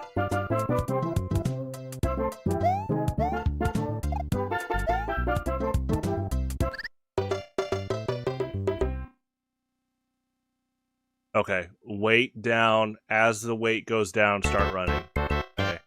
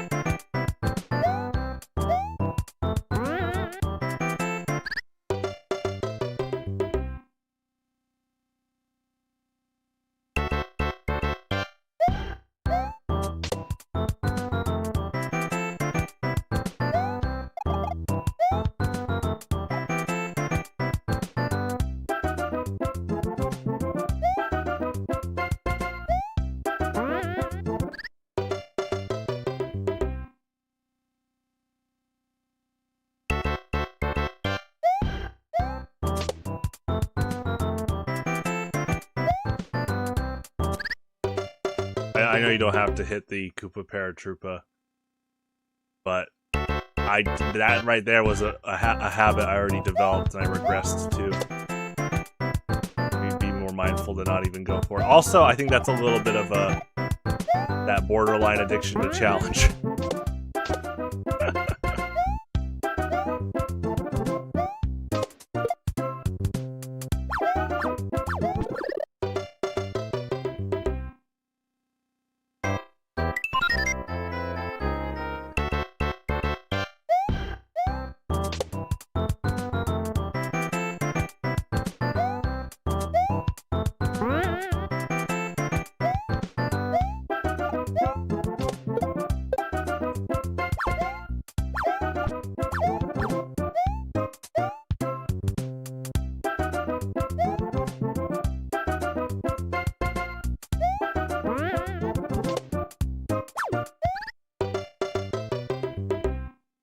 I need to be more mindful to start jumping sooner there.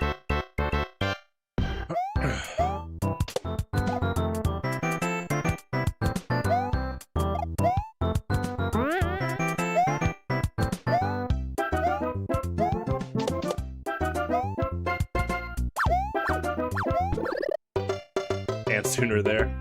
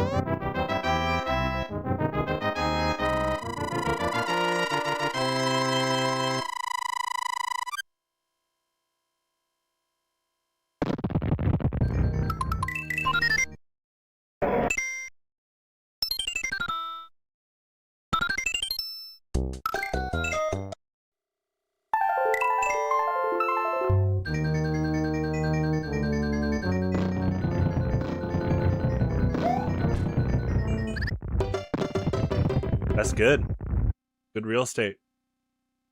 Thank you, thank you.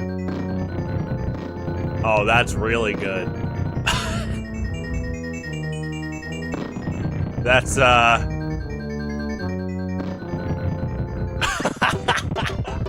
guess you could drop down and start. That's I like that a lot.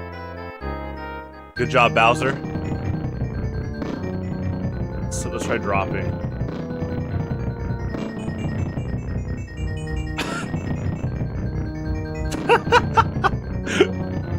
Okay, okay. And then we gotta not clip our head. Hold on.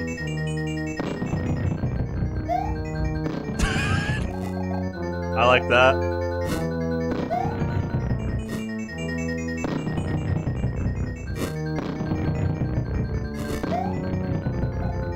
Let's go where? Target? They got a good ice cream. I need to go soon. Need to get some, Waterloos. Cherry lime Waterloo? That does sound pretty good. Memorable level? Oh, memorable for lost levels? Nice. Every level's been memorable. You know, I actually think every level has been memorable in every game so far, so I've enjoyed it a lot. Remember, if he's saying memorable and lost levels. What's this one, like, banished? I'm having fun so far.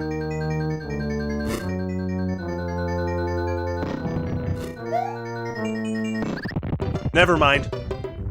See you tomorrow. No, I do laugh at people that live stream that unironically rage quit like that.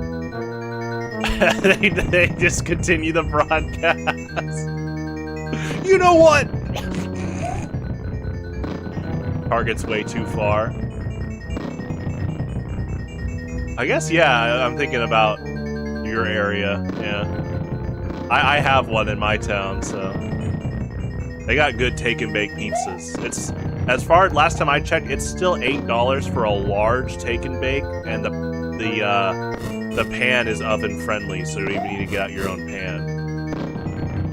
And it's really good. But then again, I recently bought frozen cheese pizzas from Costco for the first time. And it's like 4 frozen pizzas for like $12. And it's like really good pizza, like Costco pizza, yeah. That has been amazing. I've been putting like some I put a bit of canned chicken, seasoning on it, Parmesan cheese. I've been really liking those. Oh, nice. We got the whole squad here tonight. Look at this live aquarium. I'm trying to get this piranha plant timing down. Oh, nice. Yeah, they ain't stopping. You gotta... Oh. And it's one of the... Okay. And it's a pick the right path castle. They really like that in Lost Levels. I was wondering if it was going to be another pick the right path type level. Oh yeah, yeah. That, I see it. Yeah, pick the one with the piranha plant down. Nice.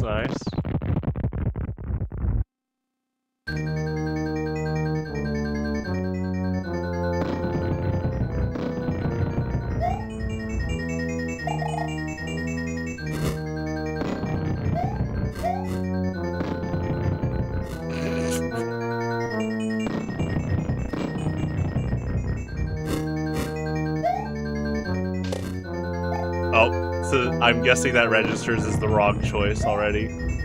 Yeah. Wow, that is, yeah, that's really tight. Like the timing there for the lower path.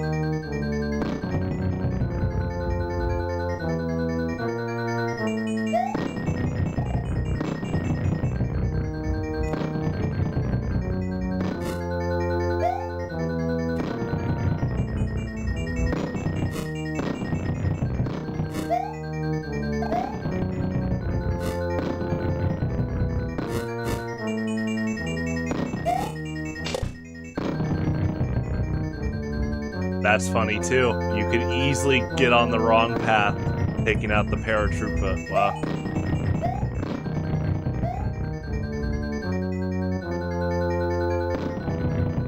It's not the wrong choice until it tells you. I thought it preemptively, like... It seemed like before, it would take a bit at times. Like, you'd pass a vertical invisible line, and it's like, oh, you picked the wrong path.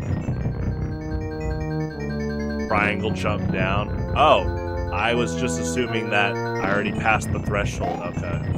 Gotcha.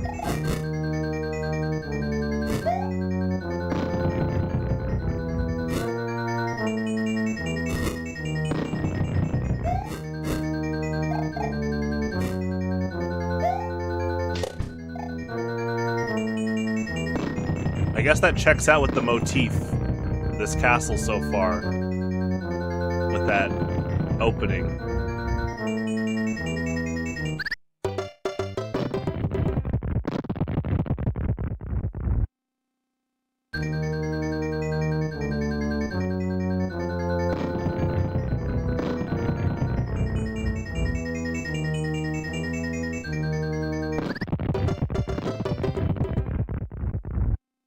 Good challenge.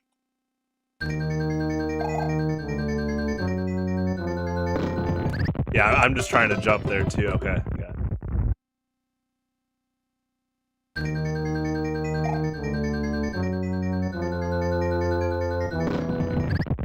Uh-oh, my muscle memory's rewriting itself.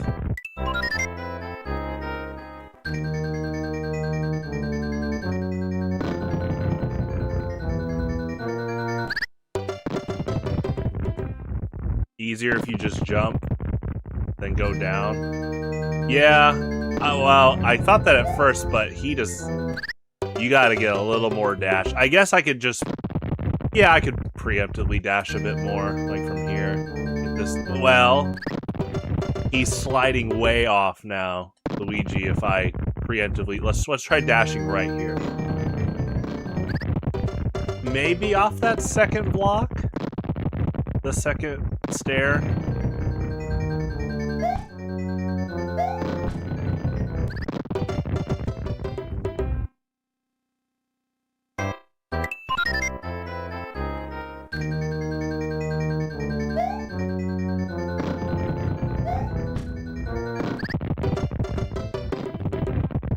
More time to fade back.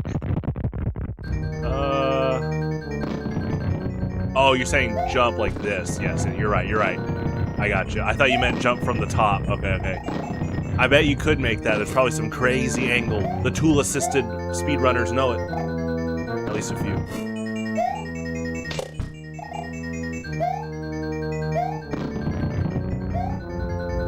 Okay. Yeah, this jump. Oh, it still said no. That's interesting. Yeah. Yeah, that seems pretty strong.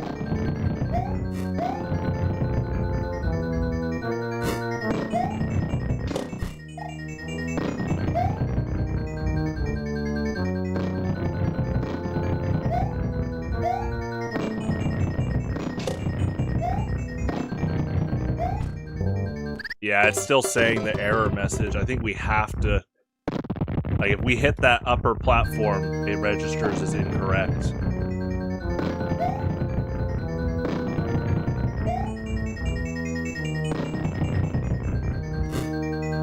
Try the pot... Oh, like warping? No. That's funny.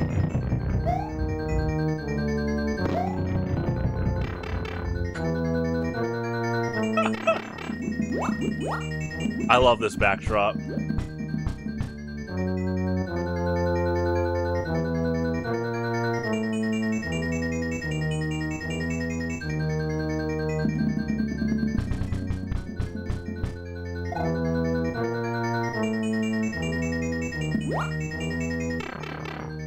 Yeah, I didn't even think to try that. I saw it as, oh, it's choose your own path.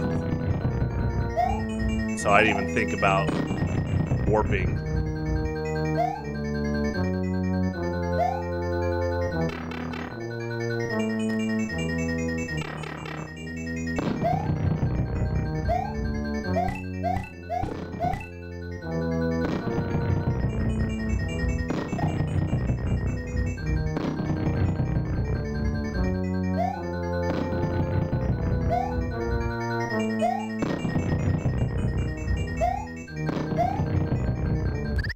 Oh, I see the platform. I thought it was basically hit the Koopa paratrooper or basically perish. Or jump off them.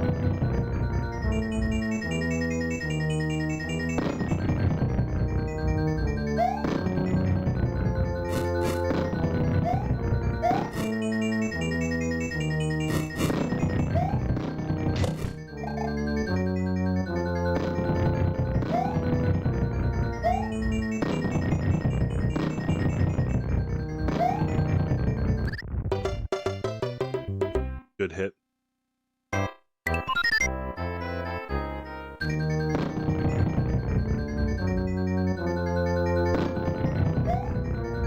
It's a pretty good platform. That's kind of Bowser to keep that in there.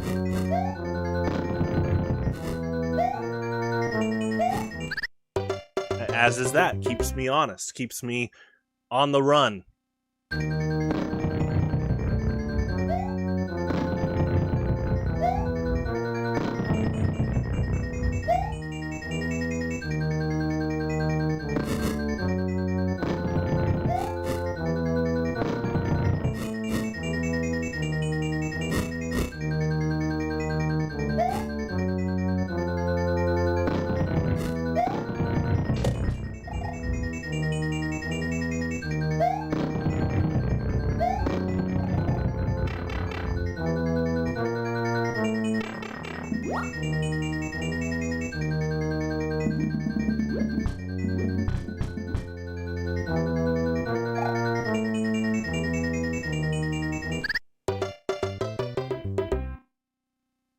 Good trap.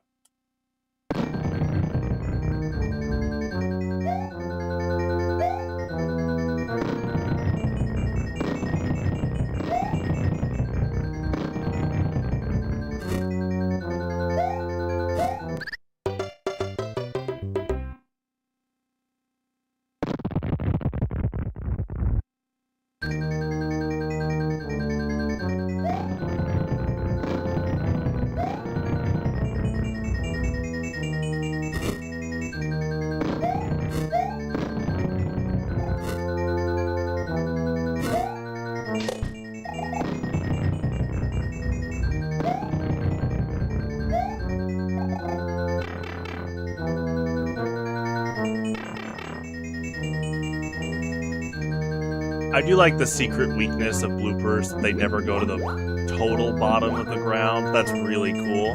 They're still like really challenging enemies. But I really like that game design, that they don't fully go all the way down. Which is really cool.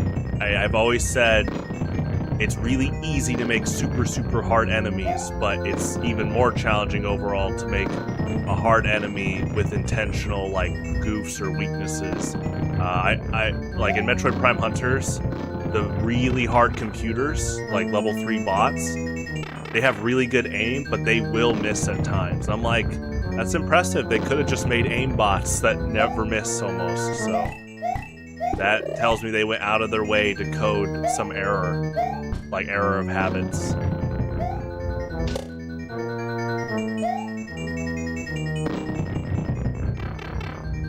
Oops. I honestly was like, I wonder if this one does warp you. I was ready to get on the platform, but funny. Mario Bros. 1, 2 enemies are really well designed. They're pretty good. Again, I don't mind the Hammer Bros. They definitely, I think the Hammer Bros are the most challenging. Obviously Bowser being a boss, so he's in a different category, but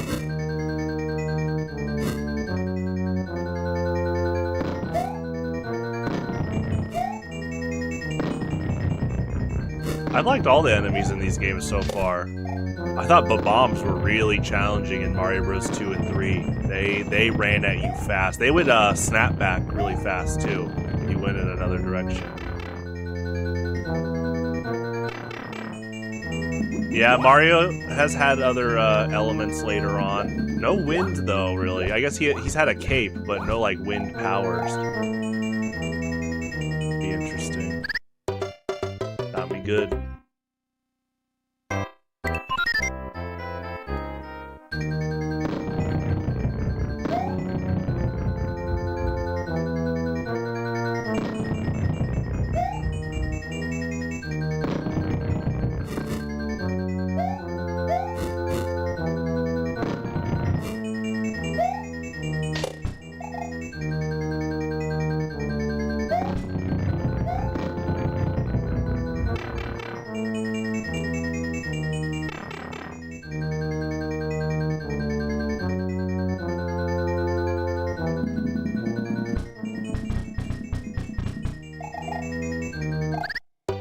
Nice.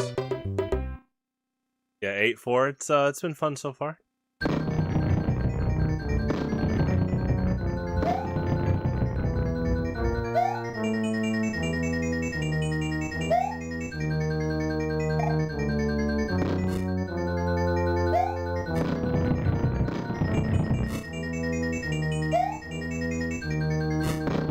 That's true. There is Cloud Mario. But I see the vision. And there's Propeller Mario. I think my mom's talking about, like, wind element, put out fire. Yeah, I guess there really isn't, like, a Gusto type Mario power-up right now. Donkey Kong could do that in the Donkey Kong Country Returns series. If you crouched and then pressed the action button, he would blow a small wind and it would like reveal secrets and stuff. Not a full-blown wind power, but...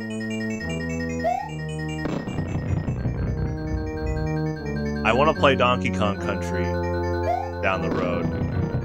I have 1 and 2. I actually would like to go to a used game store and find 3 as well. It's funny, I'm thinking I've had 1 since high school. I bought it at a used game store. So I've had 1 and 2, but not 3 for a long time now. I would like to get 3.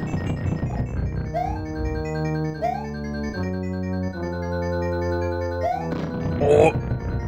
Good game, good sound effects, good trilogy. Oh, that's a weakness of Luigi. Yeah, you can't just say higher jump is a full-on strength or direct upgrade. That I tried to short jump that like Mario. That's funny. Hidden block in the 2-pipe room. Gotcha. Yeah, I definitely avoid Mario Wiki's thorough articles of each level if I haven't beat it yet. But I will check that out if I beat the level. I will look into the hidden spots and stuff.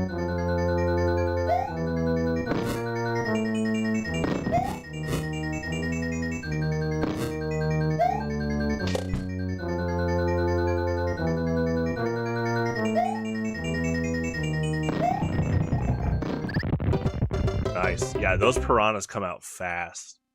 Their range is a lot smaller than in Super Mario Bros. 1.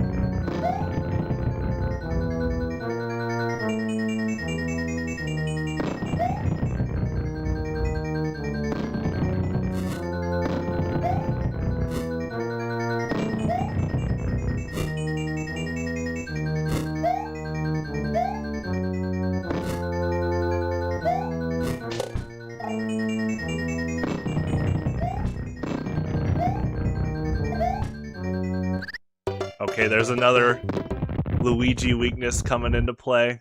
I definitely am still in a bit of Mario traction mode. Good call out, Luigi. I need to adapt more. Yeah, I've had quite a few slide off deaths in every game. I do constantly hold dash in most platformers. Some type of run button. Now, if it's a command dash, that's a bit different, like Mega Man. But another series of games I'd like to play on the broadcast. Even though I've beaten 1 through 10 and base is base, I would love to like go through the Game Boy games. I think it'd be a lot of fun. Just playing Mega Man in general is a lot of fun. I've played a bit of the Game Boy games, but I've never beaten any of them.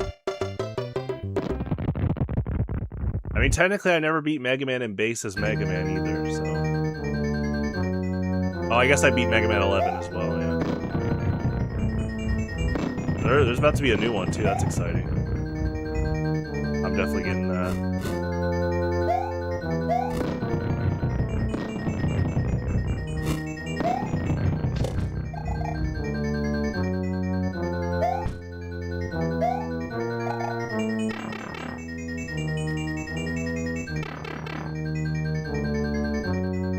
I say that I'm brainstorming what would it take to sabotage Mega Man to make me not get that game.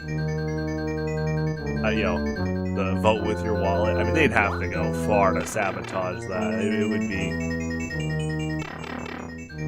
Mega Man CDI. You know. Mega Man and the Faces of Evil.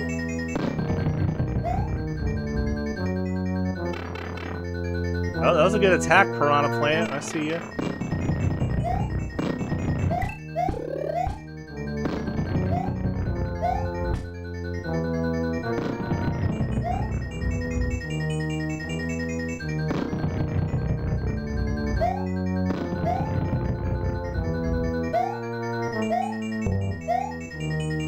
Noted. Is it, okay, it is probably hit the Koopa Paratroopa and go above.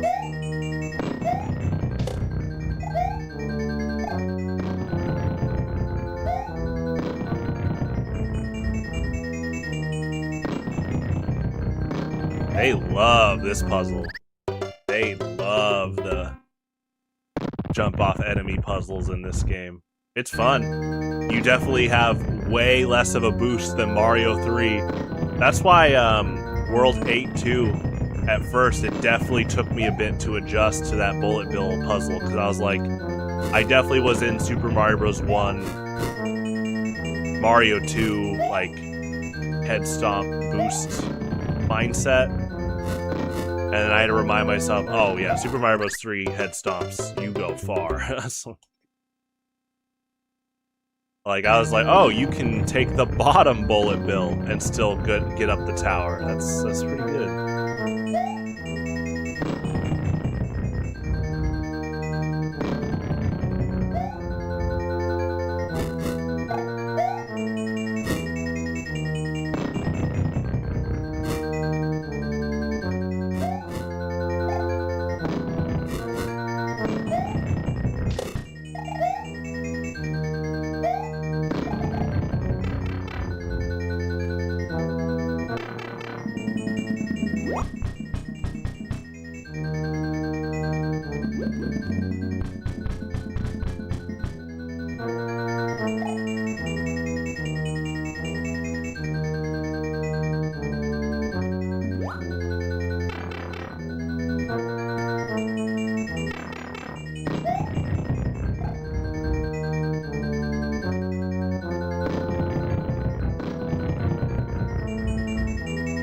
I like how the piranha's hiding now, but the second I jump, it's I'm gonna be out of range. Yeah. That's so funny. It's a good puzzle. And with Luigi's traction, that is pretty frame tight. That's a good challenge. I mean, I know it'd be challenging with Mario 2, but yeah, I'm thinking more about Luigi's lower traction. This level's kind of calling him out a few times. It's calling me out, but it's definitely challenging some of his attributes here.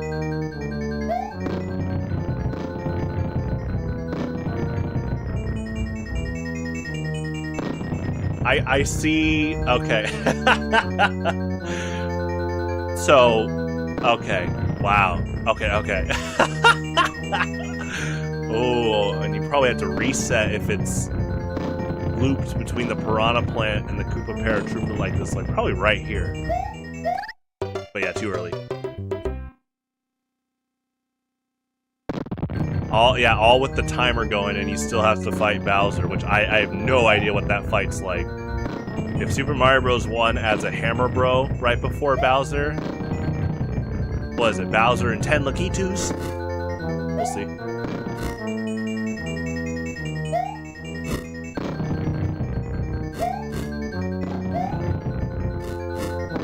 What, your average Mario Maker boss? Yeah.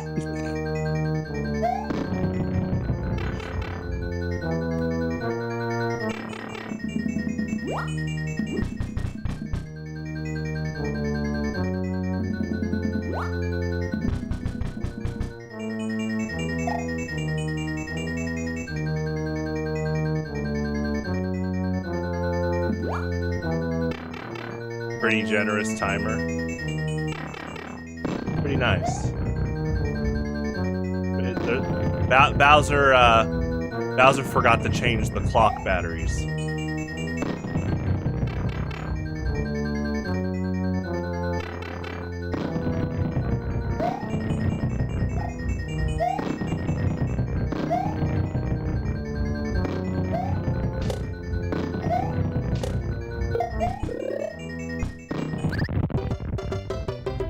Good.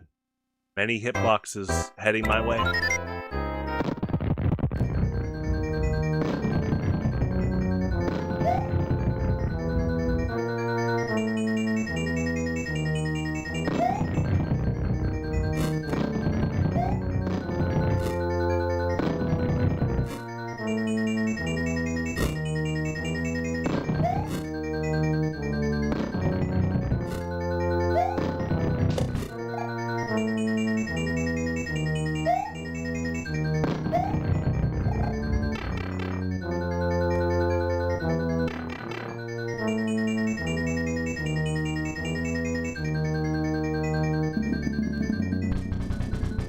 I don't know about this, Mario. Now, Luigi, keep going. Luigi, keep going. It's just me this time.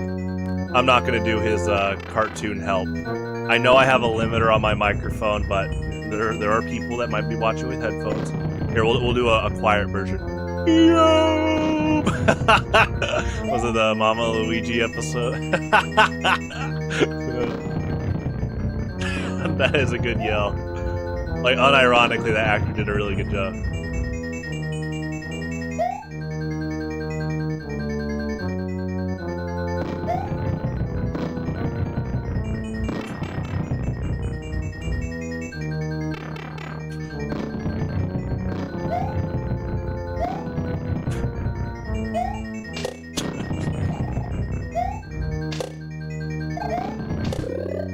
Uh-oh.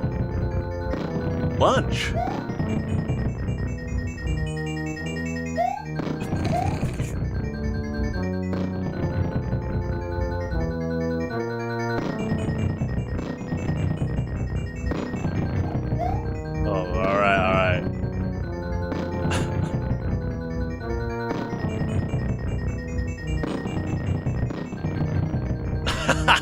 The piranha comes back at this distance. It's so good.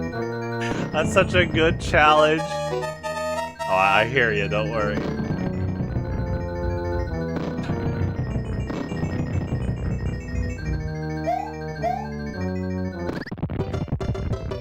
He might not need the Koopa Paratroopa. I was holding back a bit, trying to land on him, but Luigi might make that jump by default off of the warp pipe, or off of the pipe.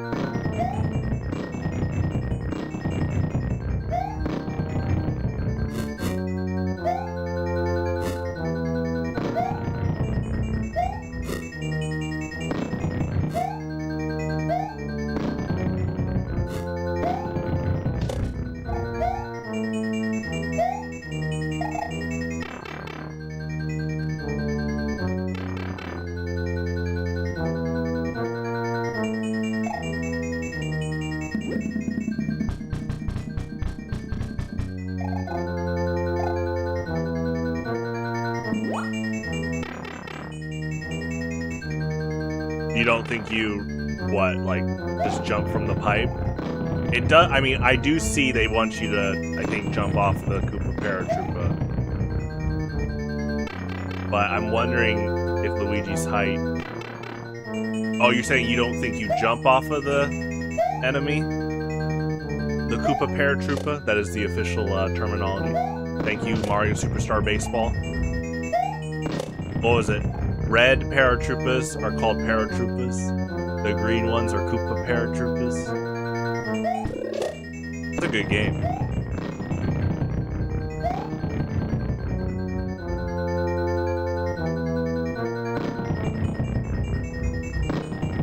I guess you could take out the Koopa Paratroopa and then make for leg room to jump. Let's try that. I want to try that.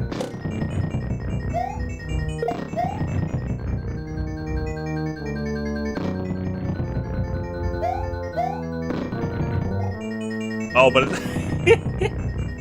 is the wrong path? Really? Okay. Okay. I mean, we tried. That's interesting. I mean, is this another... We need to warp? I did warp earlier. I know that. I just want to see if there's a path here.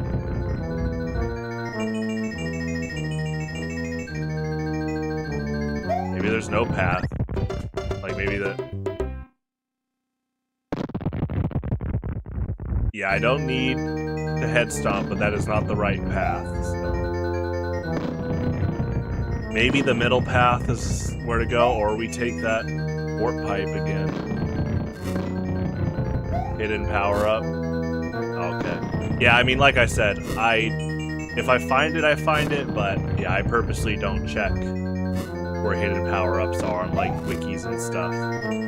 I definitely try to do, like, a discovery thing. Not your fault, don't feel bad about that.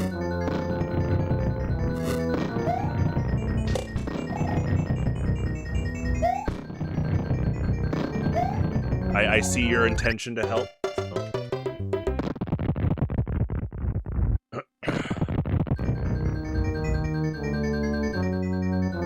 I did try the moving platform, but I did moving platform and the lowest path.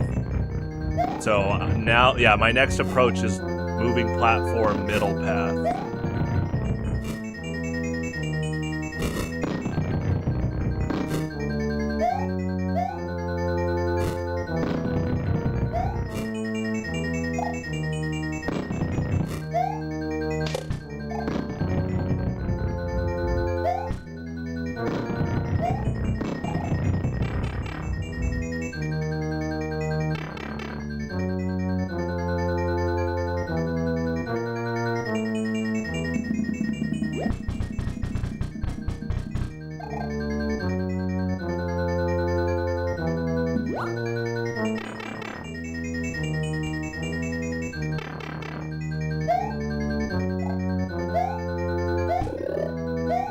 That is a good hidden power-up. All new muscle memory. New sprite unlocked.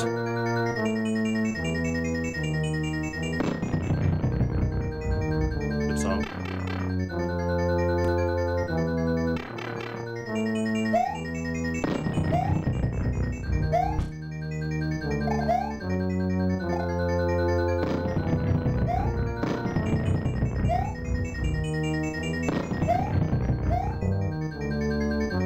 Okay, so that's an error path too?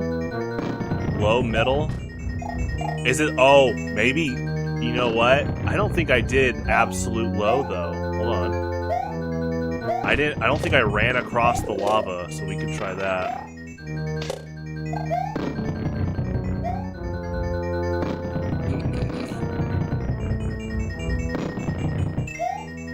Cool. I like stuff like that.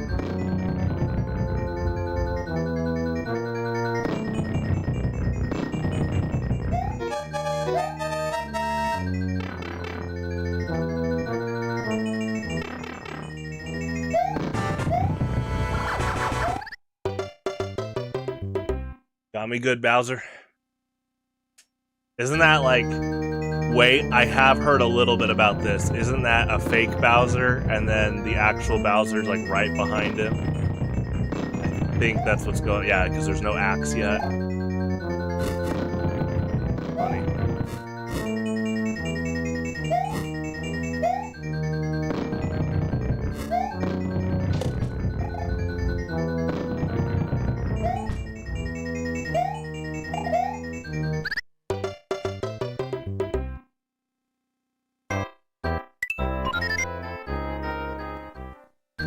Oh, gotcha. Yeah, like I said, I don't purposely look up where the power-ups are. Just try to find them, so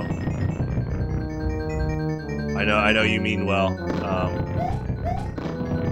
But yeah, when I do playthroughs, I try not to look up how to beat stuff or like secrets and all that. After I beat the game, I look up secrets. Kind of my rule of thumb.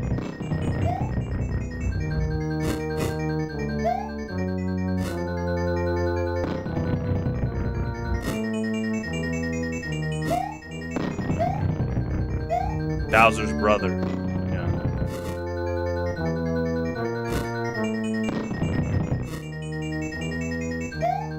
Isn't he blue in the NES version? Like he's like a different tint?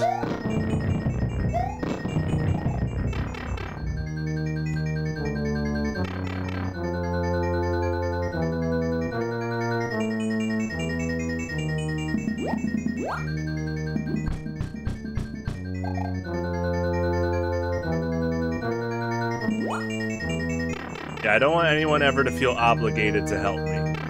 I appreciate the kindness. And you're never going to get in trouble for helping me, but for anyone that's like, oh, I want to help them out, don't worry about it. I sign up for this. Part of that is, yeah, I try to avoid looking up how to beat things before I've beaten it. Why isn't his brother in the newer game? We gotta check the... I think he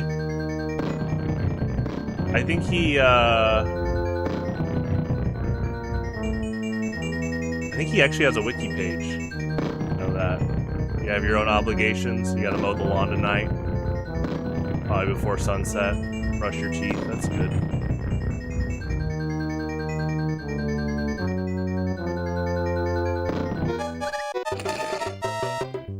Try to hard fall back.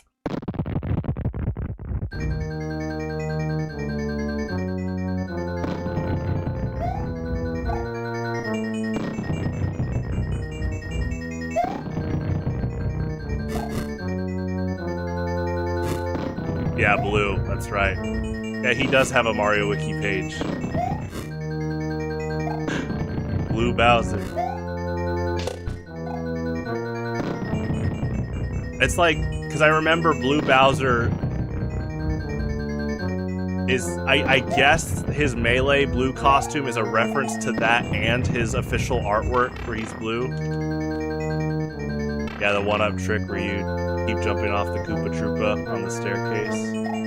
I guess in this game, it's not the staircase, it's the Koopa between the two blocks on top of you. You're supposed to break one block below and get him stuck on one block.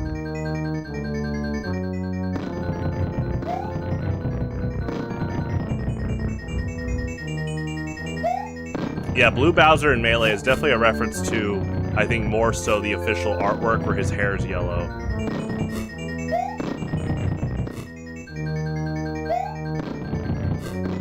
Fake Bowser. Aha! If I beat this game, I'm gonna recheck that article on Mario Wiki. They either call him... I'm trying to remember the official name. Is it Blue Bowser or Fake Bowser?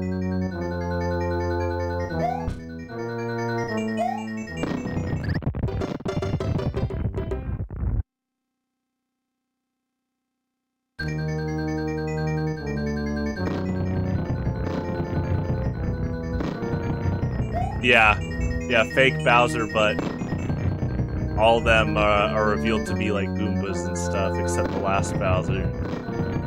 Blue Bowser, there you go.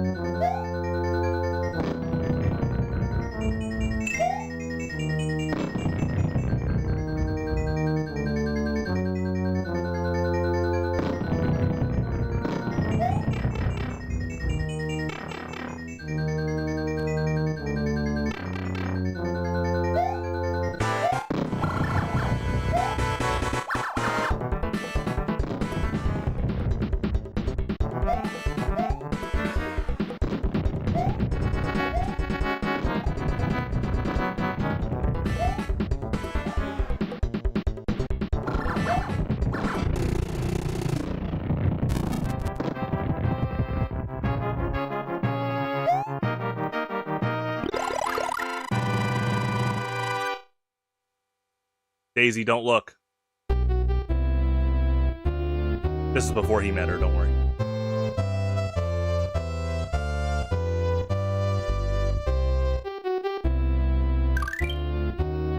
A more difficult quest. The banished levels?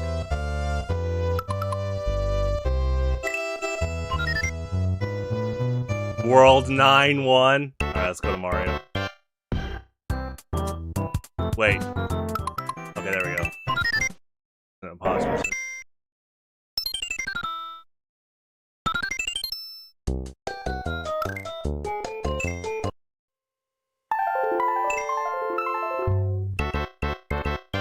It was a good game. I enjoyed it. Hey, you guys, I know you mean well with helping me, so I just always want to make sure viewers don't feel like they have to go out of their way to help. Hopefully just people having a good time, but I always appreciate the kind insights, so like I said, no one's ever gonna get in trouble for help. That's not what this is about. That's just, I'm just sharing, yeah, I am okay with being stuck. Perfectly okay. I am all about like, okay, what can I readjust? Either is fine. I just also personally don't look up spoilers for things I haven't beat yet. For games I want to beat. Which, yeah, in this day and age, it's definitely hard to stay completely spoiler-free. I mean, yesterday during Morrowind, I was like, I can't call Oblivion a near-blind playthrough. I was like, I realized I can't, because I've seen so many memes, and I know the ending fight. And I was like, I know a lot about Oblivion, so I can't even call it near-blind at this point. I'll call it a playthrough.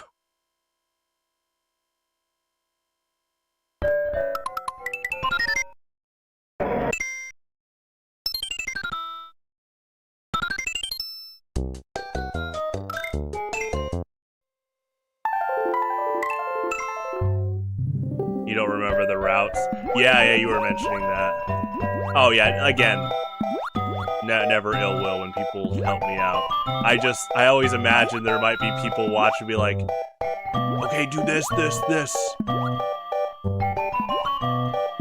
I hope that helps, you know, and I don't know how different people have with like their patience and stuff, and I don't know if they get angry at games. I personally don't, so I always make the disclaimer that like, hey, I might die 50 times, and I'm perfectly okay.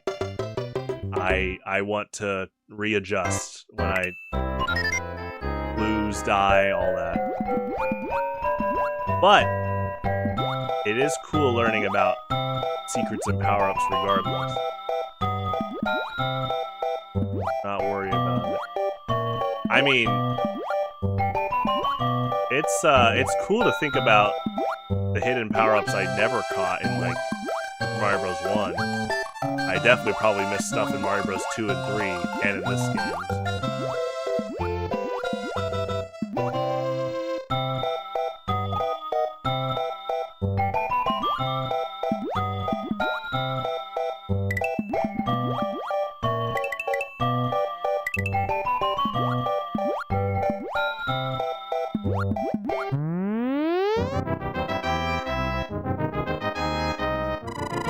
I'm trying to brainstorm how many secret worlds there are.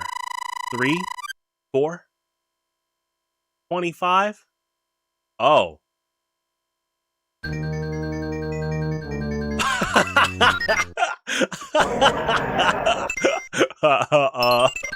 Alright. Oh, there's 5. Gotcha.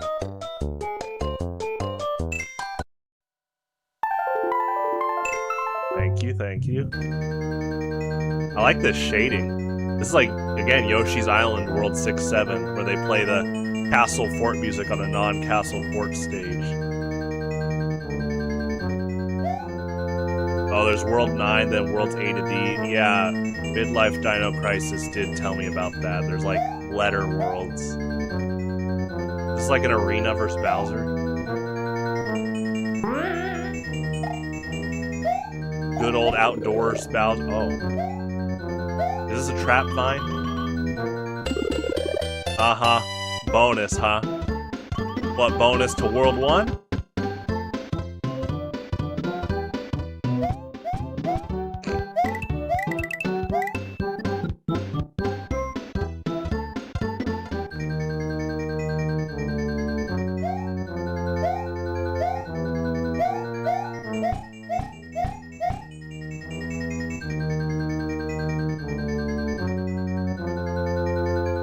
World 9's the goofy world. This looks pretty serious to me. He got me good.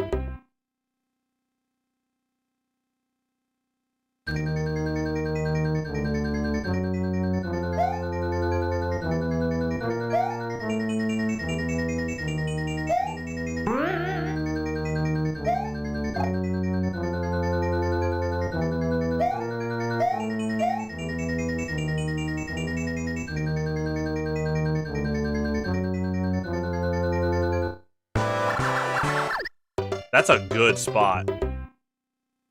That is a really good spot to put Bowser in. Pretty vertically narrow on a step, so he has even more height with his hurt box. That's really good.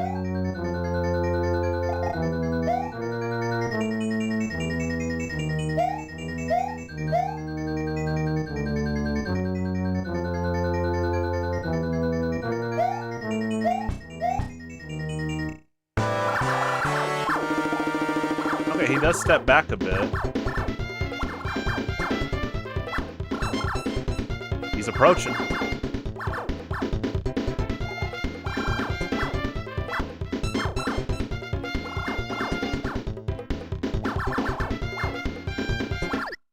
Nice. Nintendo powered a contest where they gave badges to whoever reached World 9. That's really cool. World 9 in Lost Levels All-Stars, or if you got a hold of Famicom Lost Levels.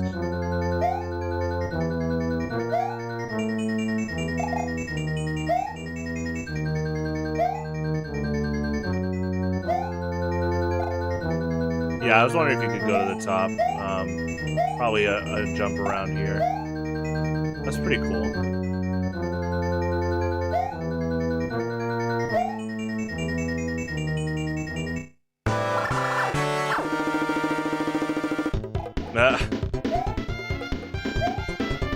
It's good to hear the music too. Wow. All Stars. I mean, hey, you know, there probably were some people that had crazy Game Genie, Famicom, third-party. You know, well, Nintendo wouldn't. I don't know how often Nintendo talked about Game Genie. That's actually, now that I think about it. Yeah, All Stars. Gotcha. Oh, Luigi. See that right there? That was my borderline addiction to challenge. I thought about like, oh, I wonder if I can get up at the highest level, but I was like, I'm down to fight this Bowser fight with that really tight window to maybe run under him. That is another part of my disclosure of don't worry about me, but yes, that was a kind tip. I was like, yeah, let me go try the higher part.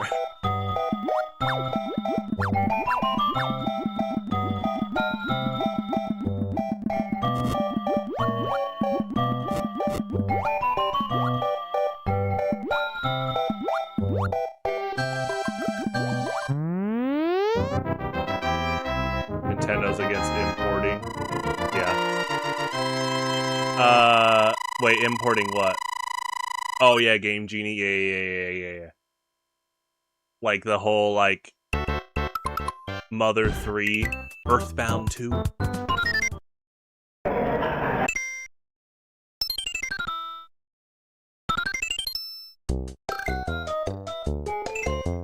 AW1, there you go.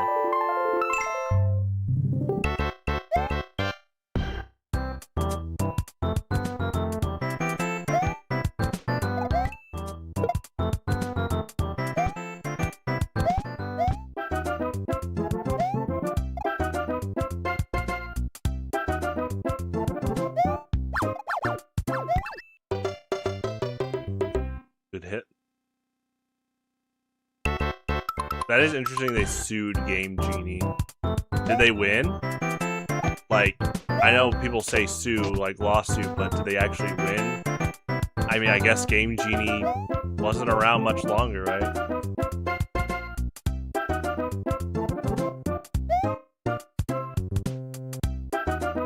You had to beat the Famicom Disk System version 8 times to get the secret worlds. Pretty nuts. Oh, there was. I was wondering if there was a spelling in that last level. Gotcha. That is something I will look up later.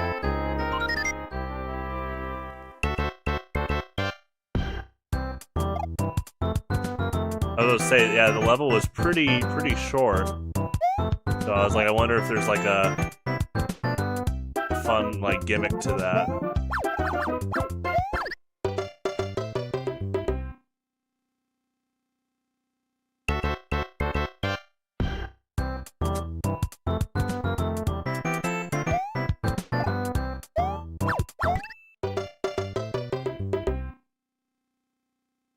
Thank you. Gotcha.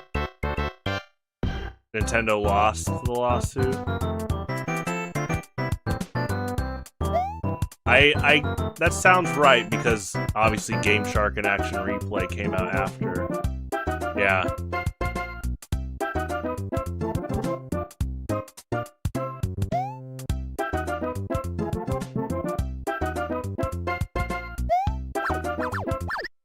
Oh, that was a good hard drop.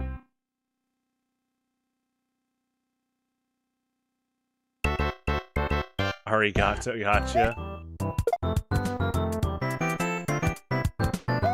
That's funny.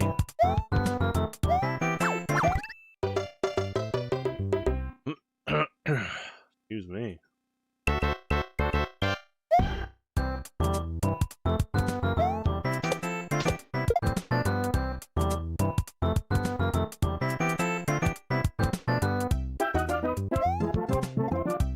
Yeah, I see the upper platform stuff, but I'm definitely trying to brute force this Hammer Bro fight. They jump down fast here. That's interesting.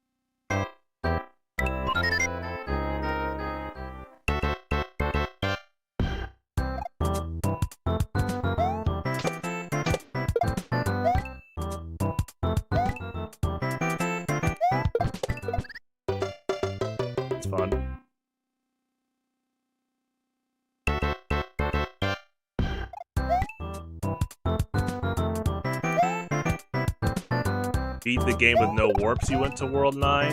Interesting.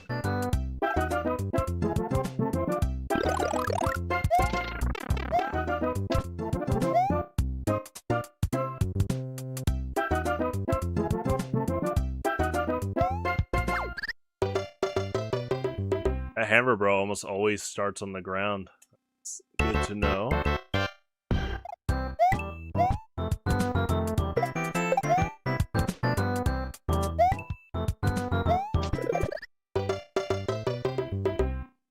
Good trap. You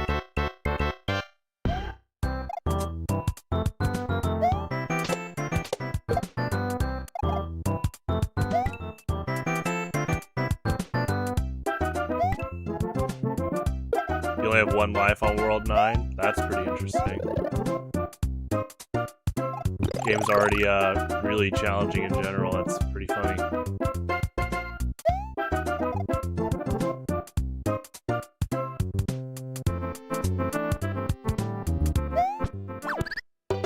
That's also pretty funny. If Mario gets bigger, it's, you know, you can hit your head easier.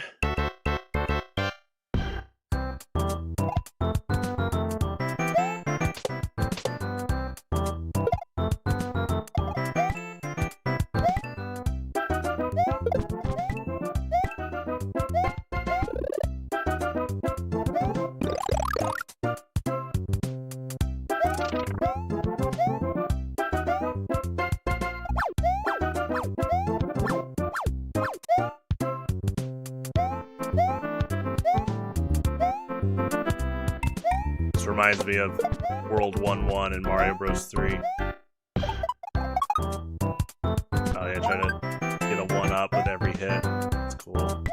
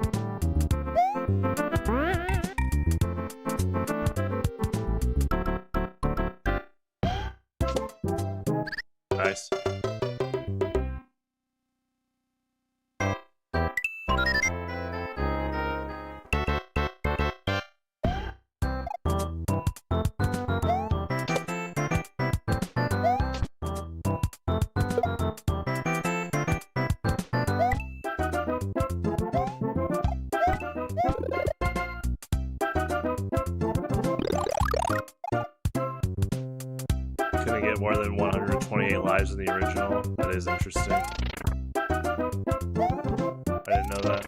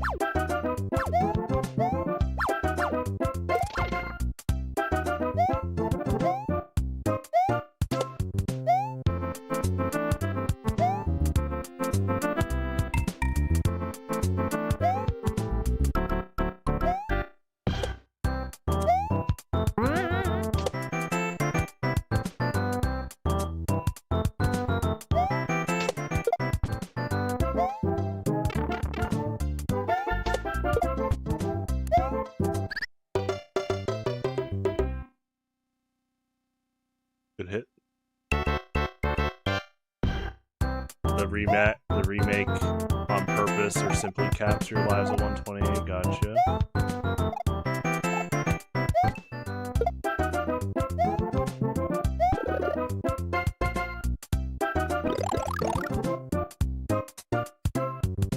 Acts like you only had more than one life. Wow. Yeah, like a reset. Okay.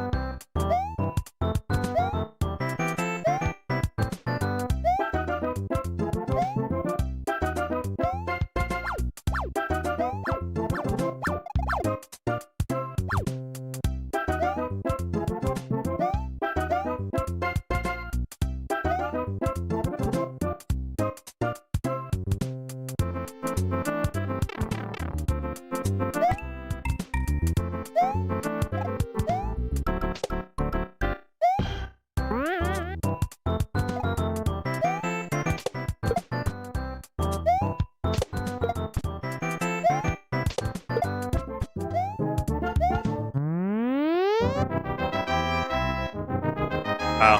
Yeah, it sounds like a pretty brutal setup if you got all those lives.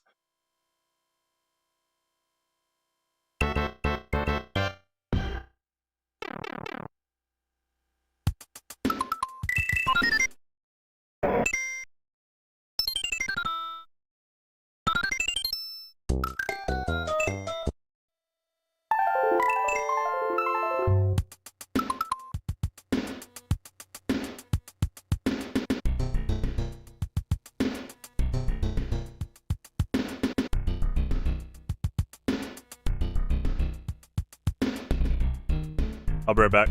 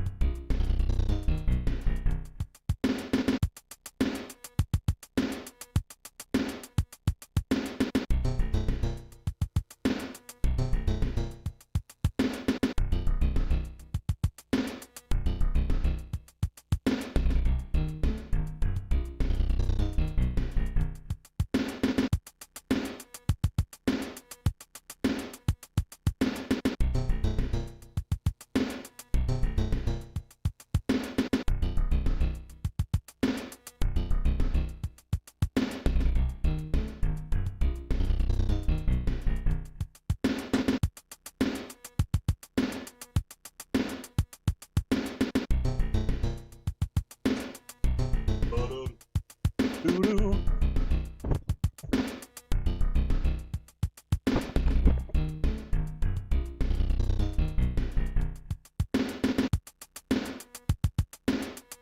Oh, wow. I did not know that about coin multipliers. That's really cool. Yeah, there's a lot of cool hidden stuff in these games I still don't know. L is real?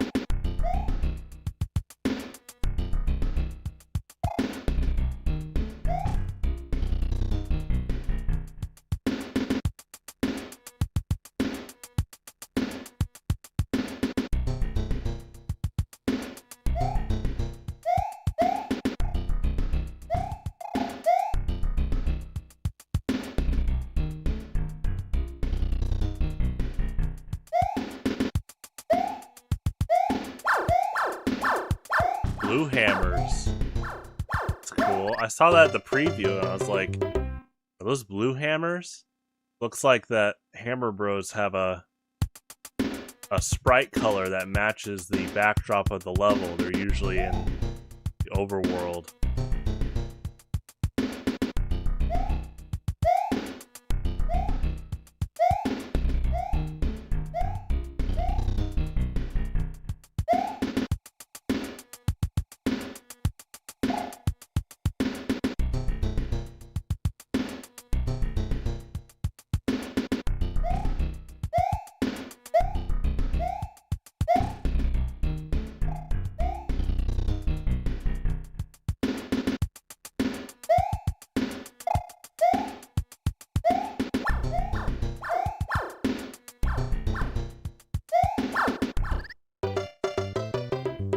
Good hit.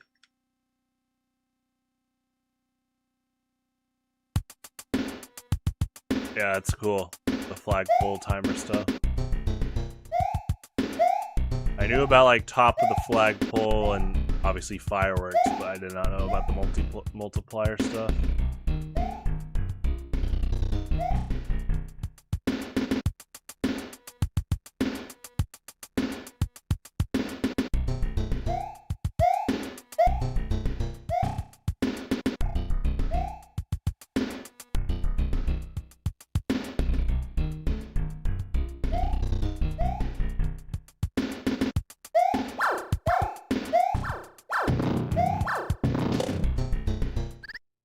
Funny. I like those bullet bill cannons there. Good defense system. I can't say Bowser anymore. We rescued Peach. This is rogue territory. Mercenaries. They're bounty hunters. They're Luigi's wanted. Bowser and later King Boo. Palette limitation. Looks like a palette rollover from whatever the overworld is, but it's really cool. It makes the hammer handles blue, which is awesome.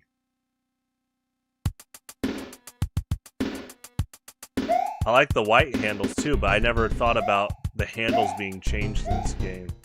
This is the first time you fight a Hammer Bro underground. Wow. Between the All-Stars games.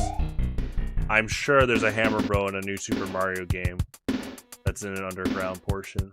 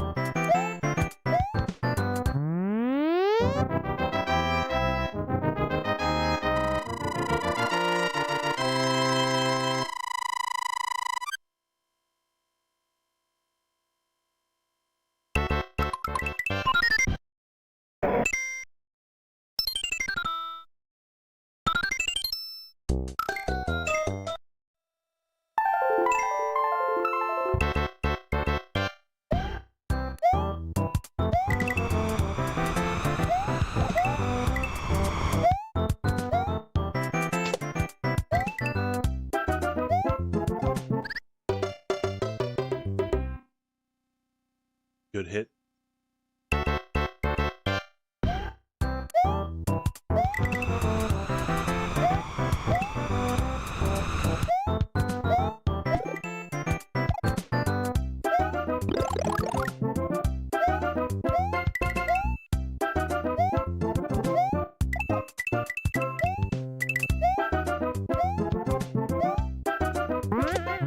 That was fun. I like that. Oh, Bowser's in the banished worlds. Or what is this? Red Bowser?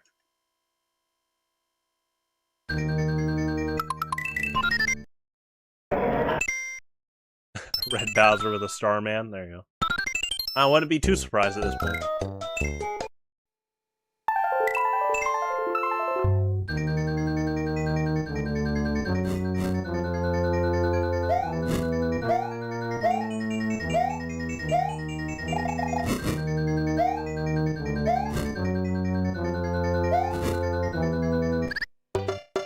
Okay, a little bit of momentum there, looking like.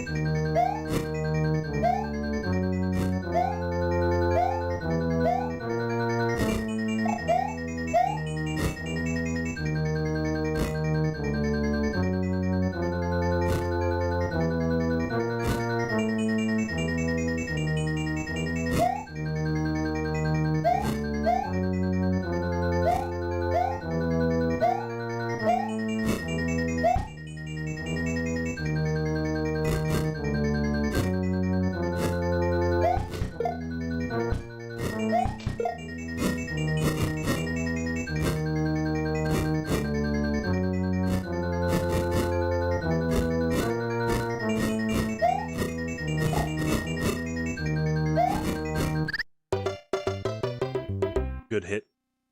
Good real estate Bowser. Oh, Red Bowser. We don't know yet. Hold on. The picture could be a facade. There's Red Bowser in Melee. That could be another reference. Hold on.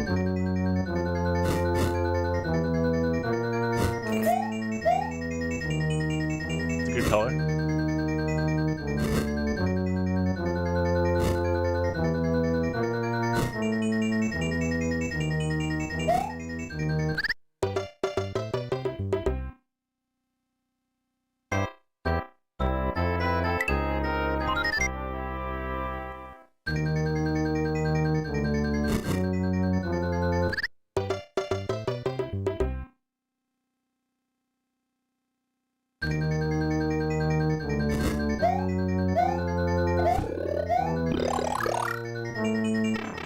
I like that. Keeps me in check. Cardio maximized. Good hit.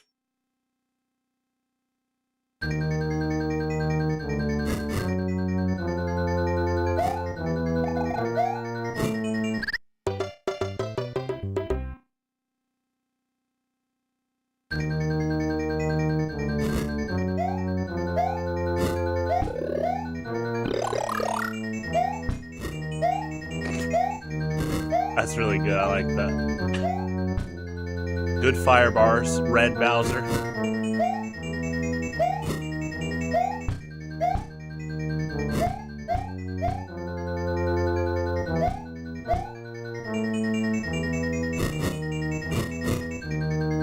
Probably Yellow Bowser.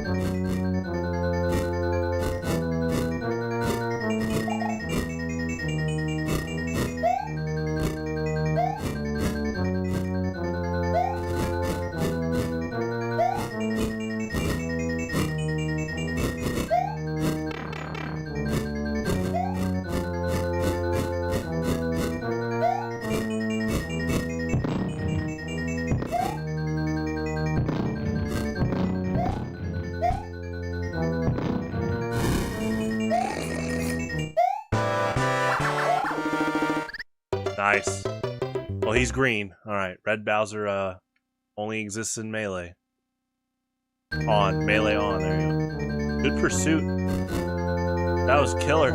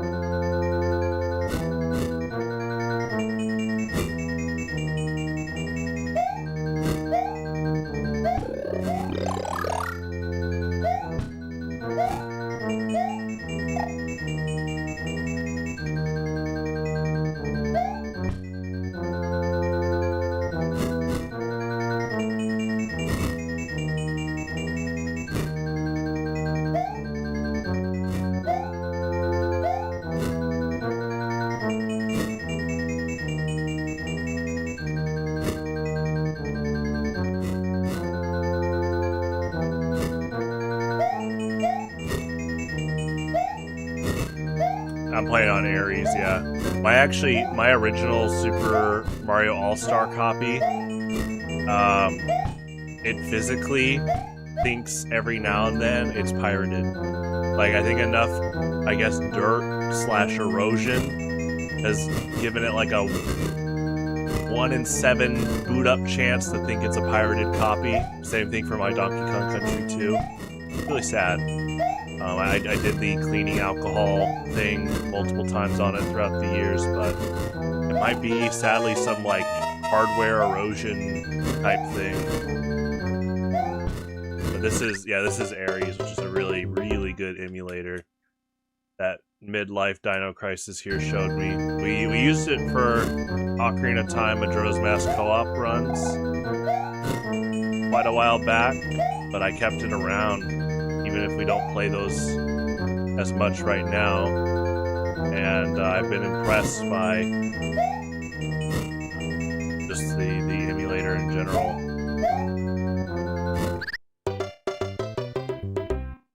You had a Super Mario World cartridge that did that? Yeah, it's a strange thing. It's a weird...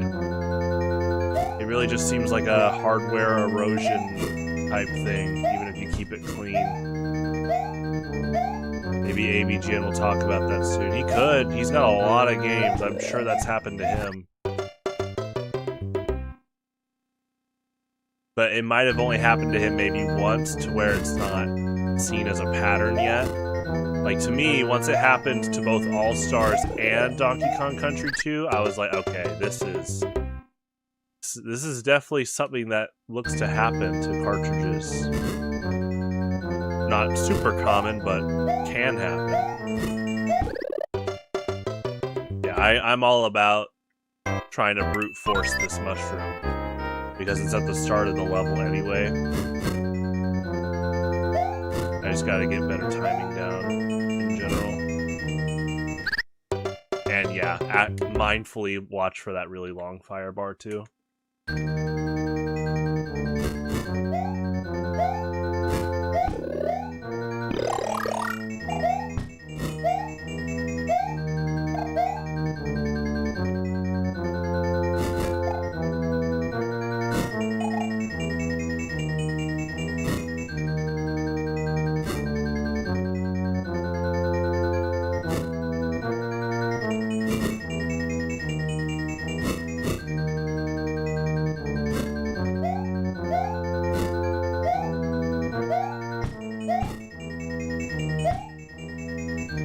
I'm playing on a Xbox 360 controller that I've had since high school. 2012. I've had this controller since 2012, and it's still in pretty good shape.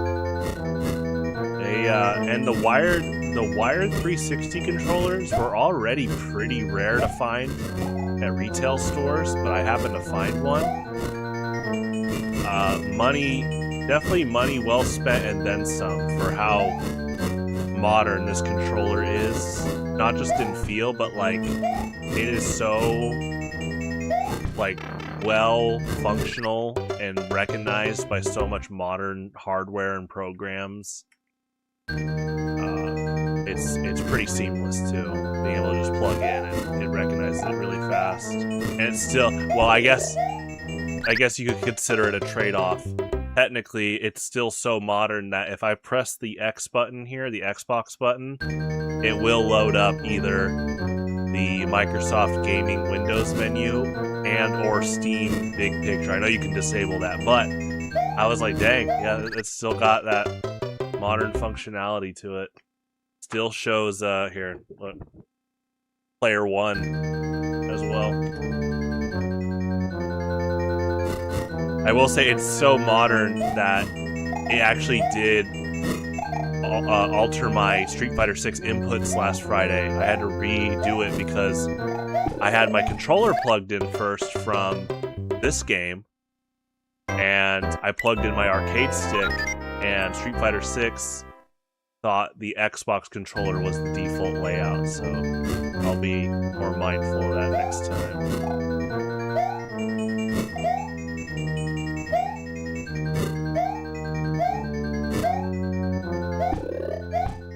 But the D-pad's really good. Analog stick has some wear and tear. I used this for competitive Street Fighter back in high school.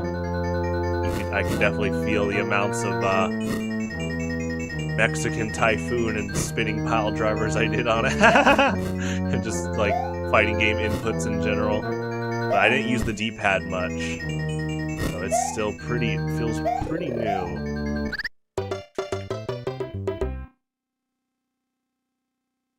I like how much they make you work for that mushroom. That's pretty good. In fact, this is a really big area where it's really calling out Luigi's lower traction. Like, micro-slipping here is pretty big.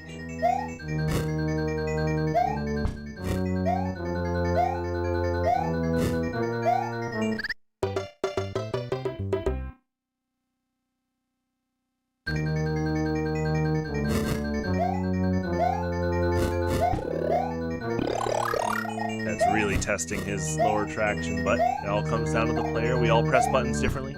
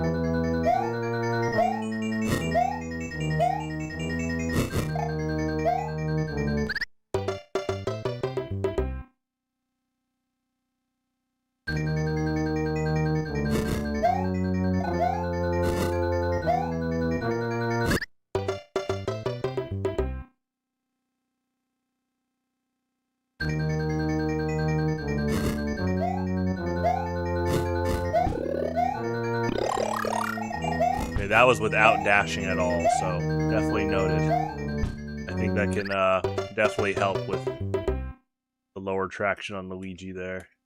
More slower, precise jumps overall.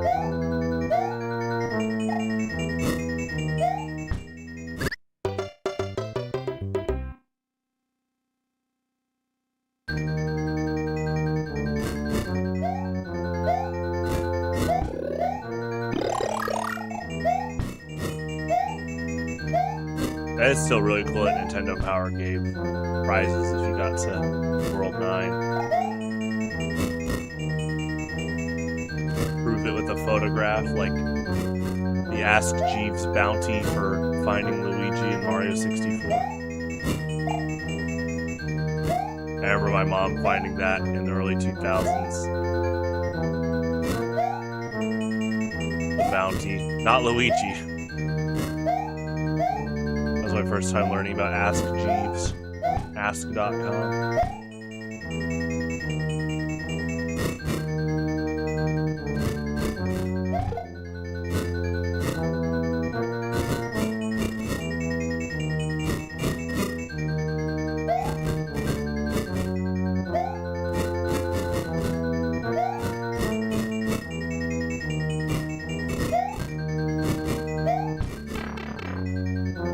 Yeah, I jumped too high there with Luigi. You gotta be careful.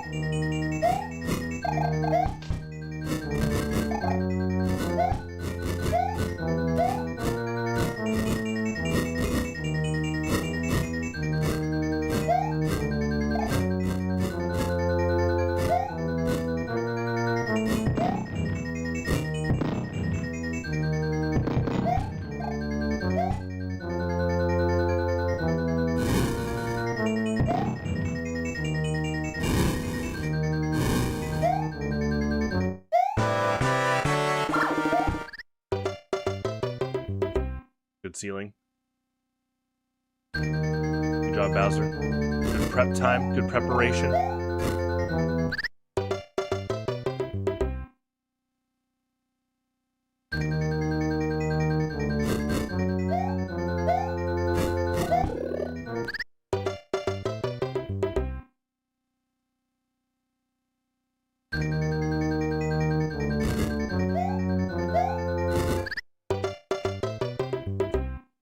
Yeah, this is great. I love all these crazy traps right around just getting a super mushroom.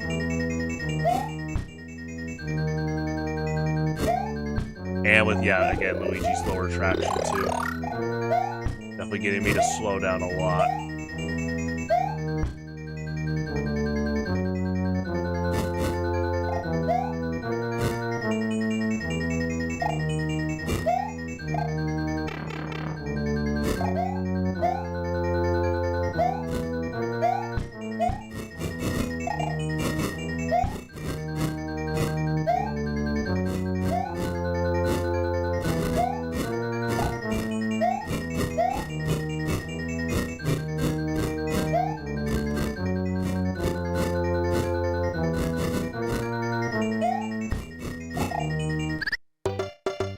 That's good too. Yeah, even if you land after hitting the ceiling, pulling back too late, Luigi gonna easily fall in.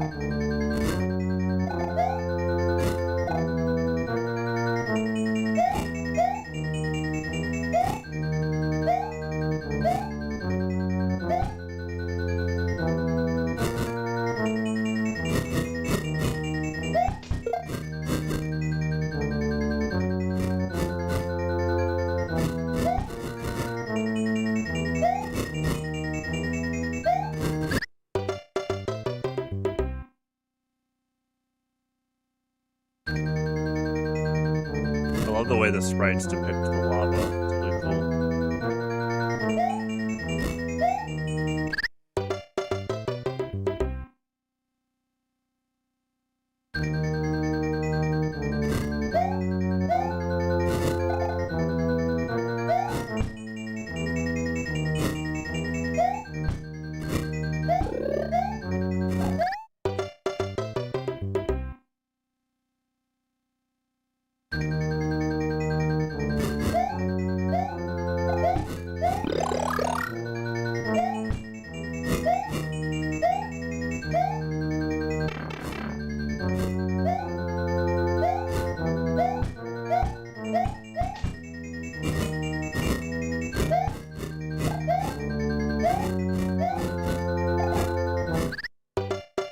I should just jump again there. Keep trying to pull back.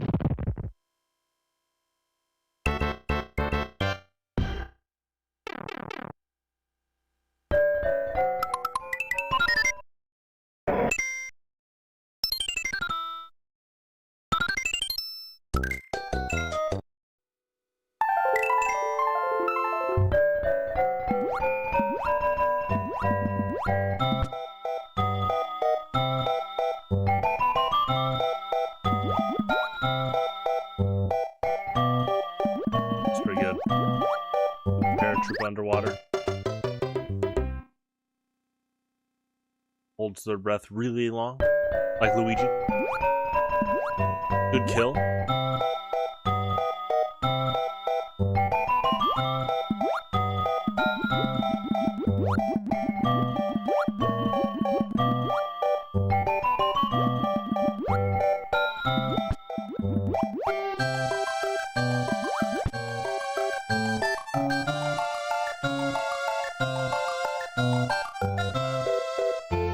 I see the... that was pretty lethal, Mr. Cheap Cheap.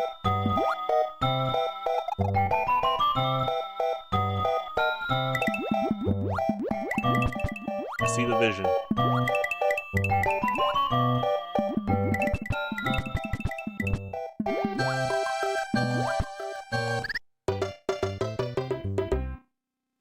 That was a good trap.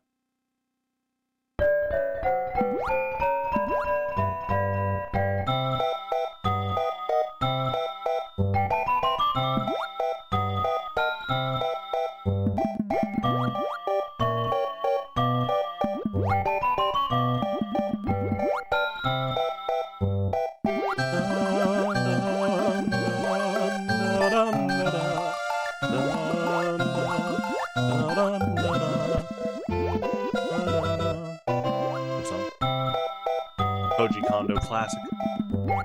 Waltz classic.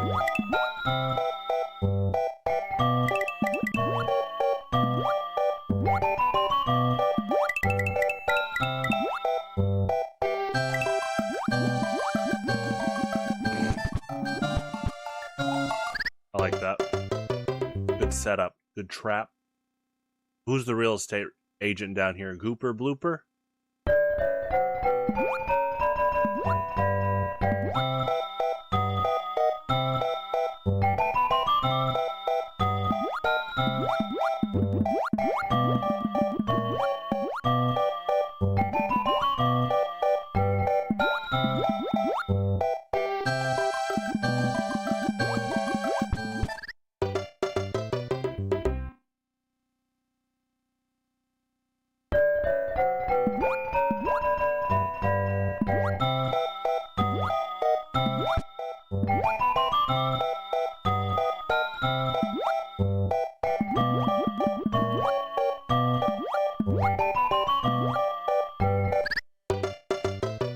That was good. Pressure.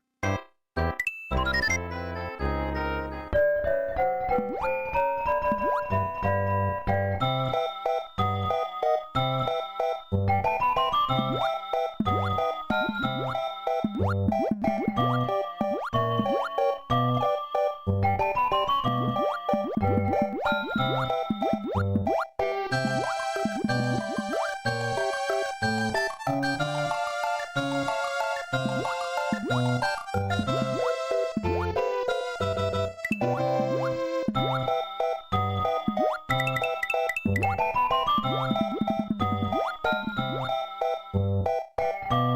like that the sync effect still applies way up here on this level. Higher bar. Good. Good job, Gooper Blooper. We plan to fight him down the road again in Sunshine.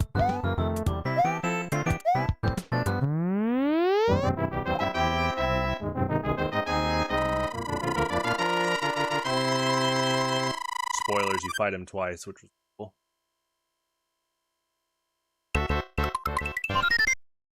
'2003 spoilers.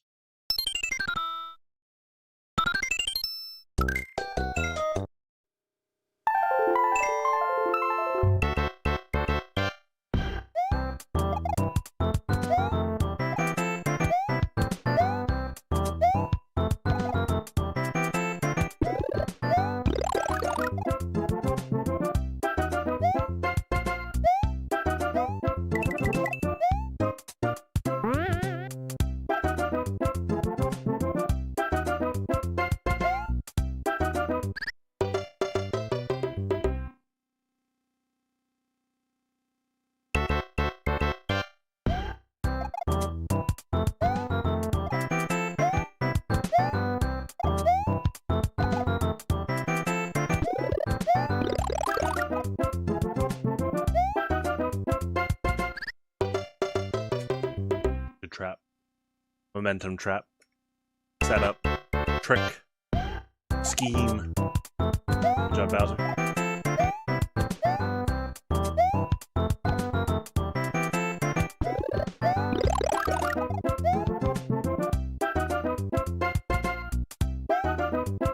Yes, okay. Gotcha.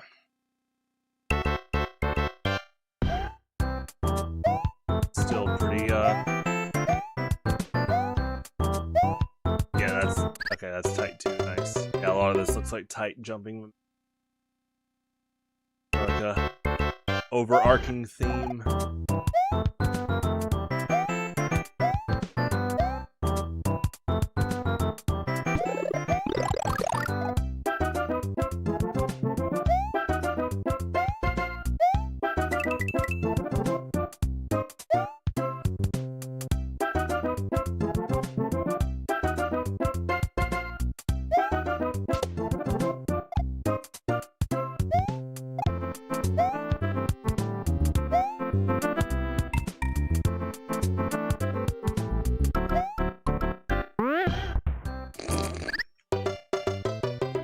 Pretty good.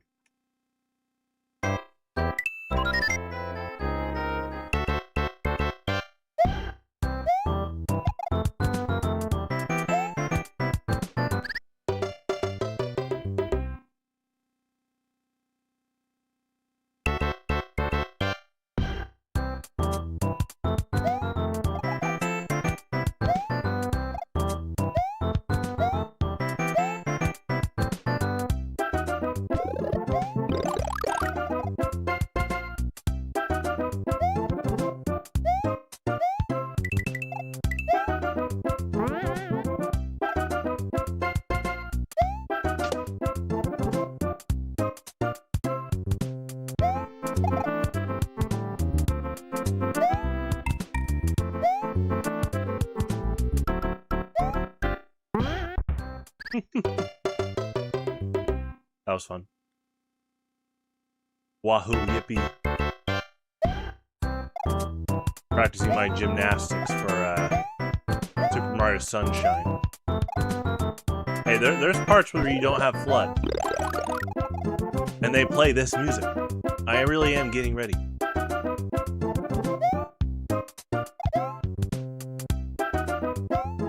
Definitely one day would like to play Super Mario Sunshine again for sure.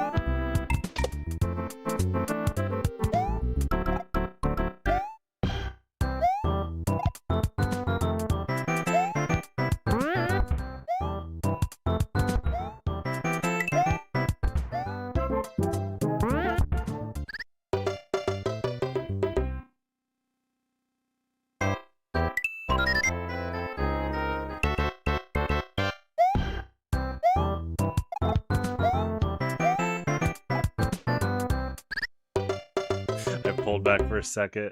I was like, oh. I was like, is there any other route here? I was like, I gotta just dedicate to running back and running forward. I love that setup.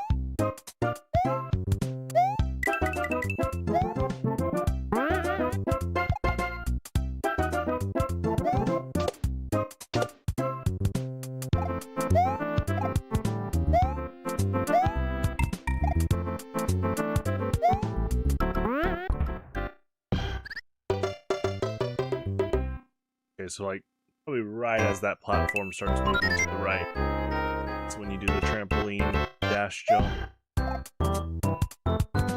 Sweet spot.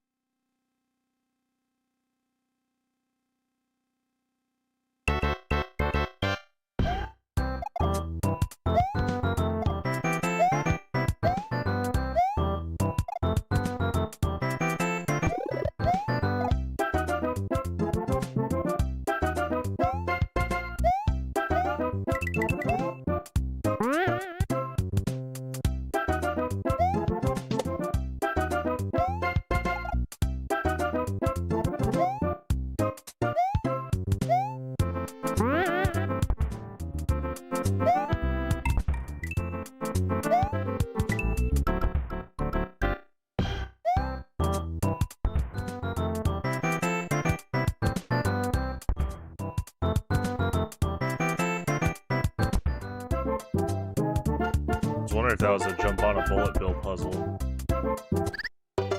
Still kinda might be.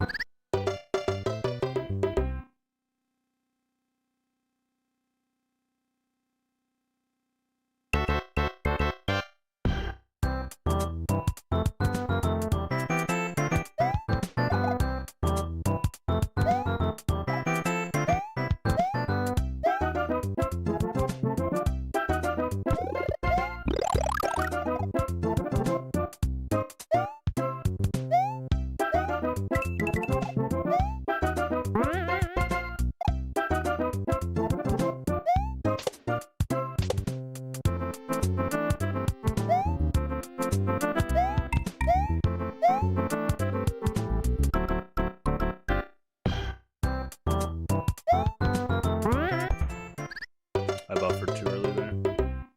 Yeah, I'm starting to get back in that habit again. I gotta manually change that.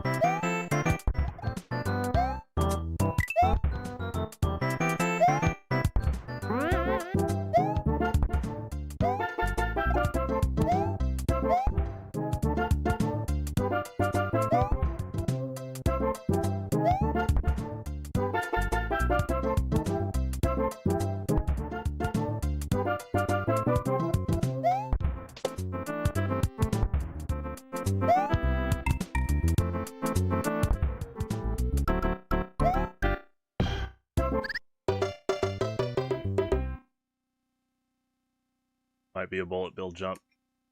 Maybe I can go a little bit farther, but looking like it.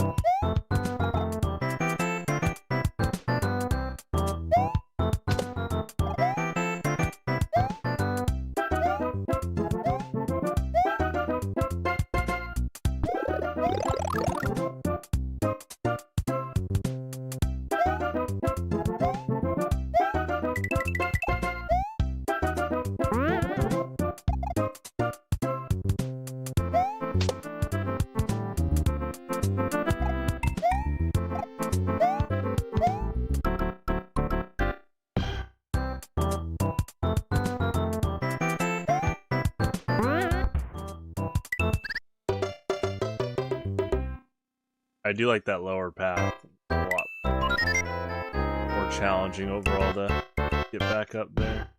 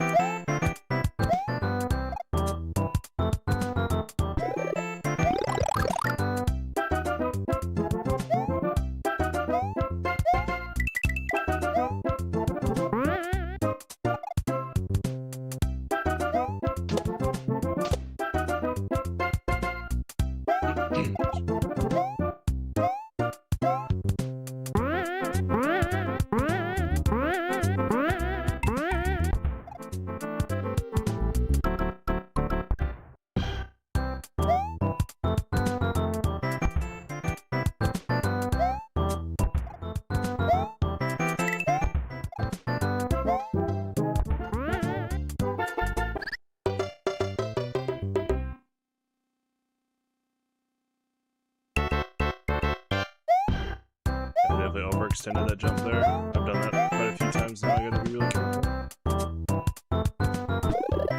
Definitely doing like a dash trampoline jump.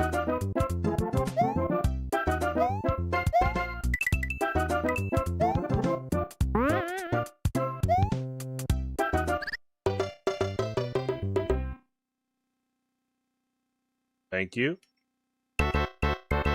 Have a good day, man.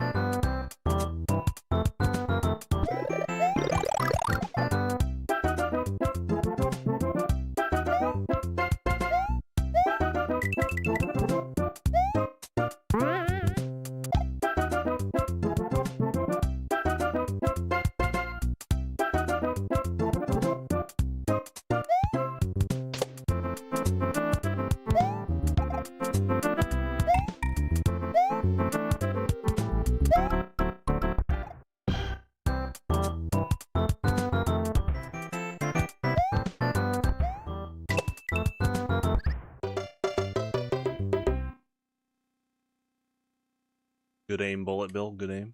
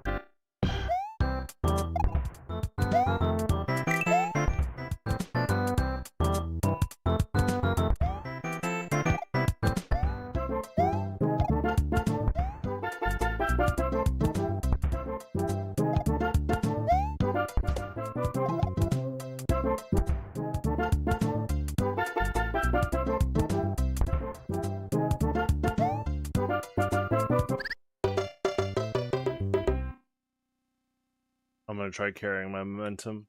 That paratrooper jump. I do want to see if I can do that without a bullet bill jump.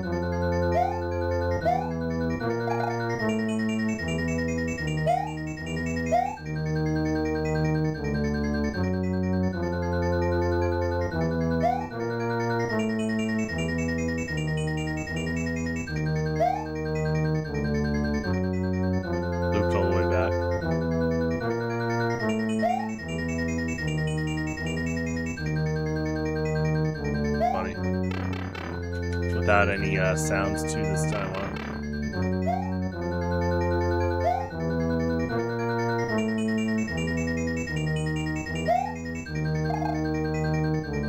I wonder if that block is like a vine or something.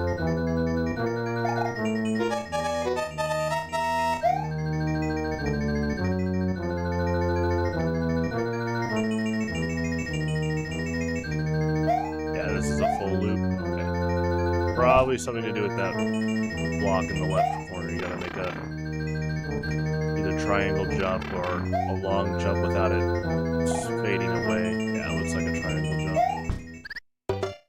Maybe it'll do there.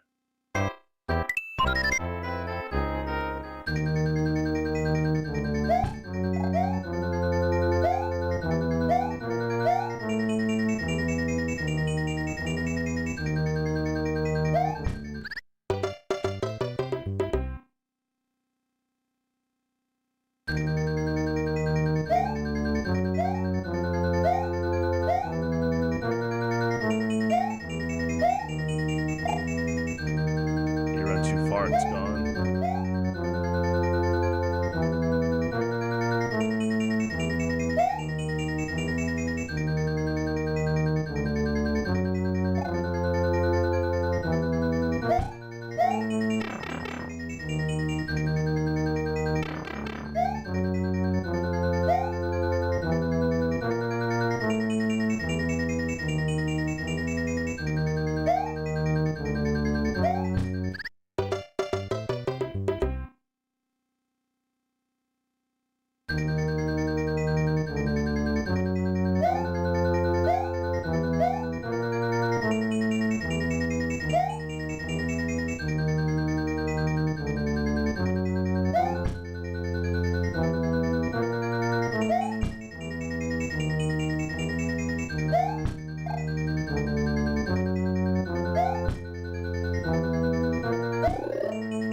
It's for a mushroom, not a secret path. Noted.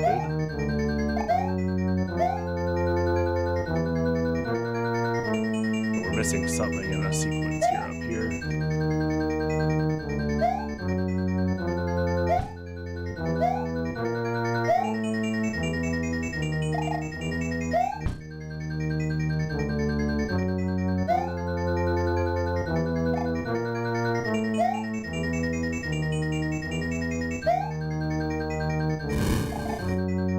Oh, keep going up.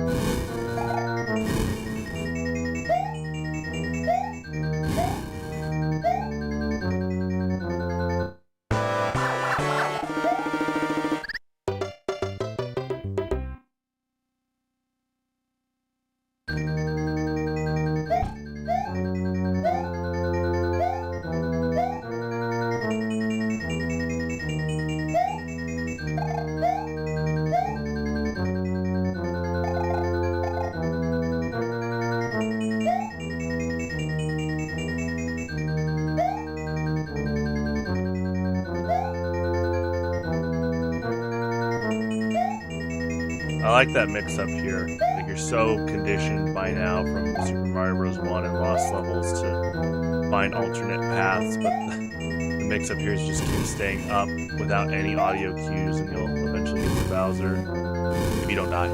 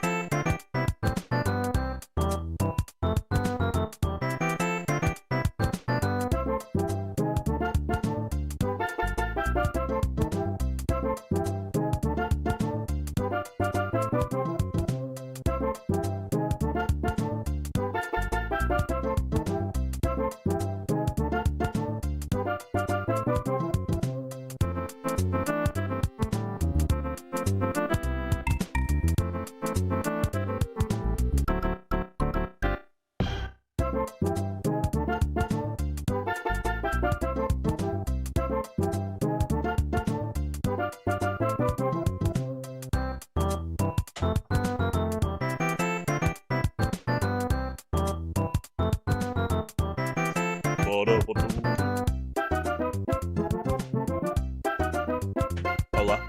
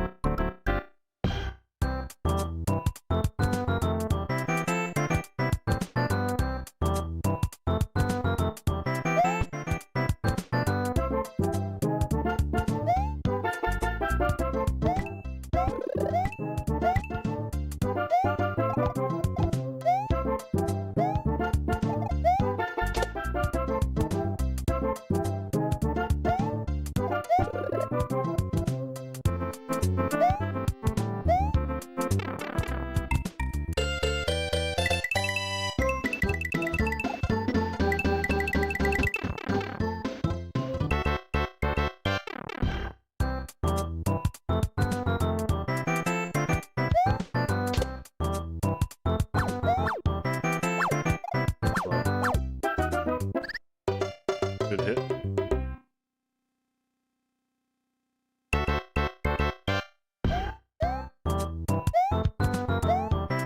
I always love the visuals of it showing you leaving the castle you just beat. But I guess now that I think about it more, it's like, wow, it's basically implying there was a snowy overcast while Luigi was traversing the castle. Seeing the previous terrain, that's funny.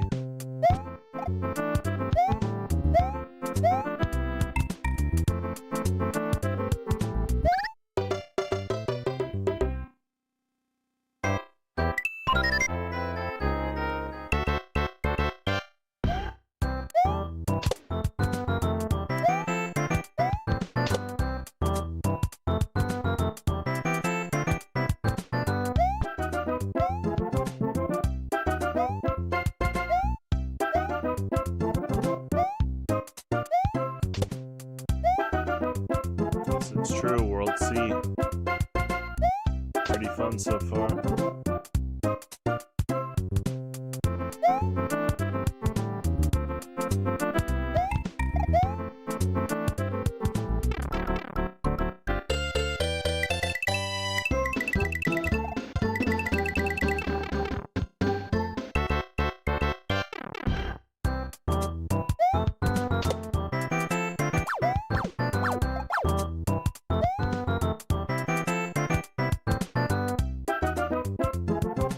Game read that as like an invisible platform. That was interesting.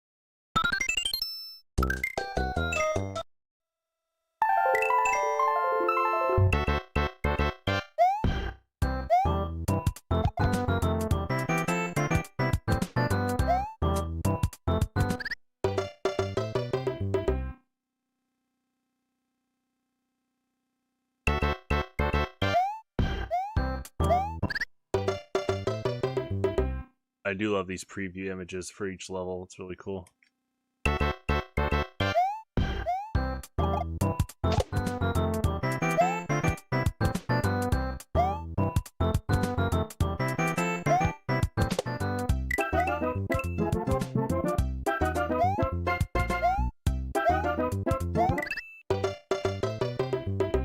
Good hit. C2. Pretty good challenge so far.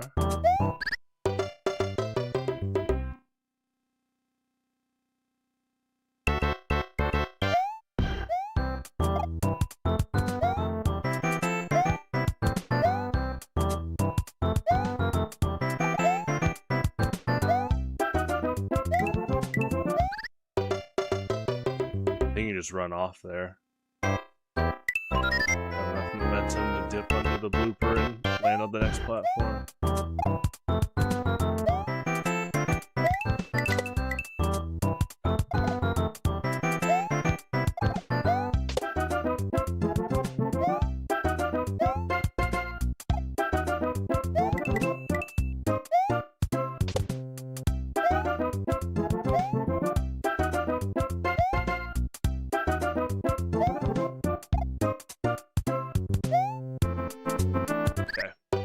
Momentum based, gotcha.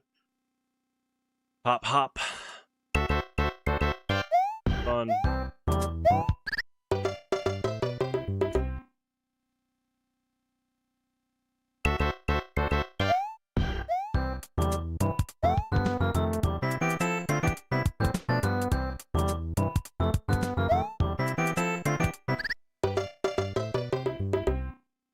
Oops, I did hit the Xbox button, hold on.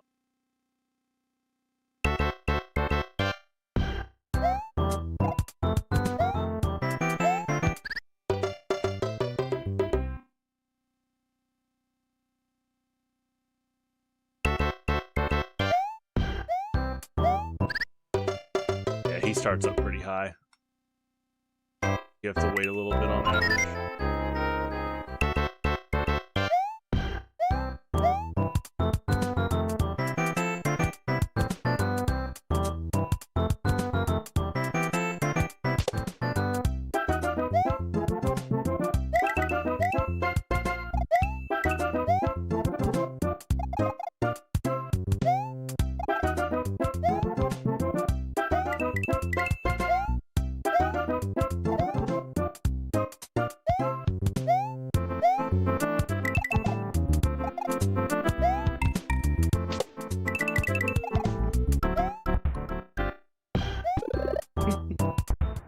I like that.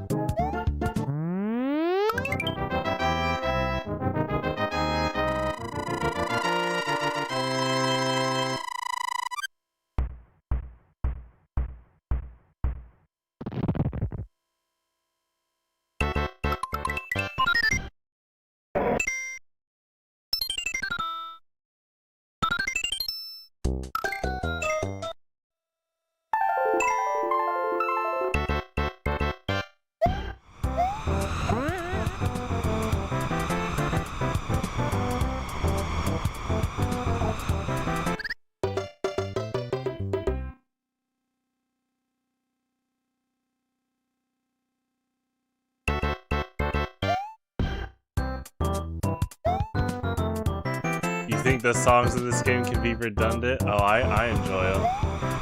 I do love Donkey Kong Country's music.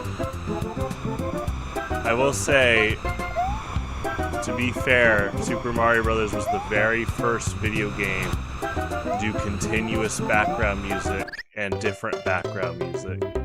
A lot of video games would have some type of music, but it'd either be usually one of the same song, or it would just go in and out. But this was the first video game to have a full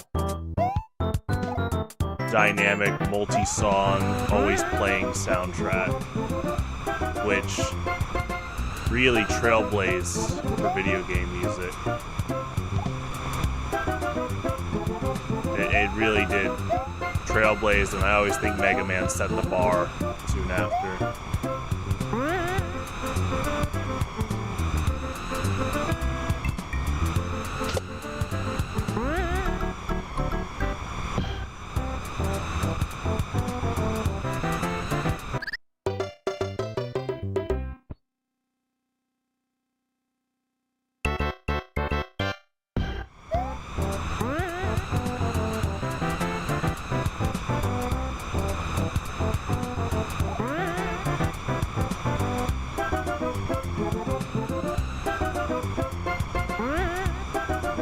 Oh, he shredded through the Koopa Paratroopa. That's really good to know. He didn't destroy it, he passed through.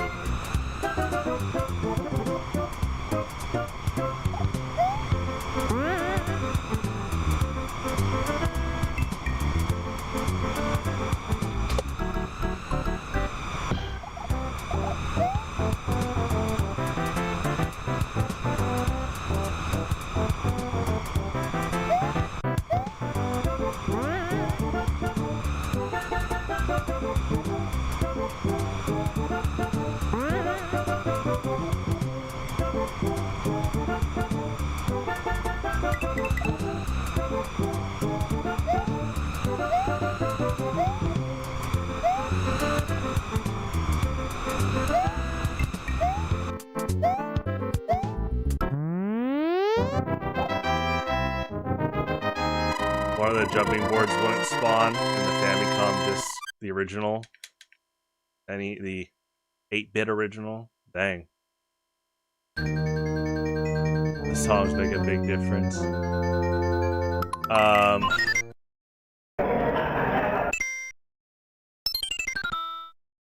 It definitely, I mean, yeah, it's a trailblazer. I mean, this version added like a bonus track for the bonus mode.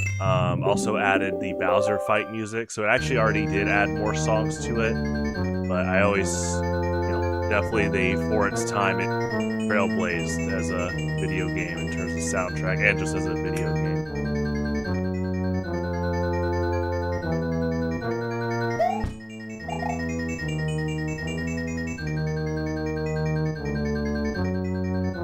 That's funny about that jumping board glitch, though. That's pretty nuts. You had to take out the key. Wow, that's a good fun fact. That is like pretty nuts. I wonder how many people had to trial and error that and then tell their friends at work or on the playground. At school. Mostly, I assume Japanese conversations.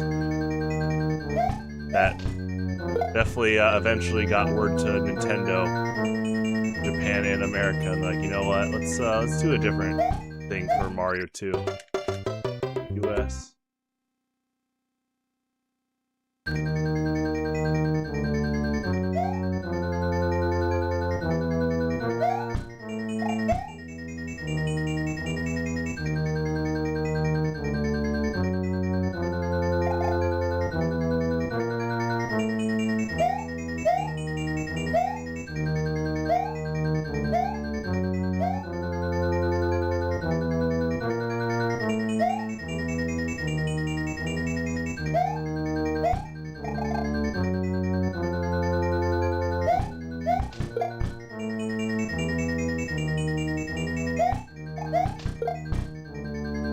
Yeah, it got patched, right?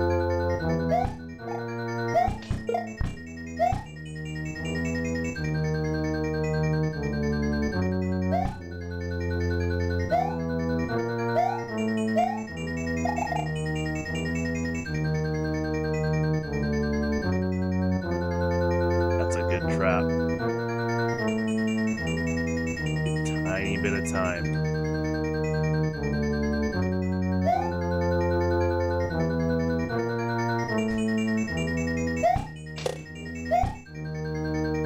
Oh, that's funny.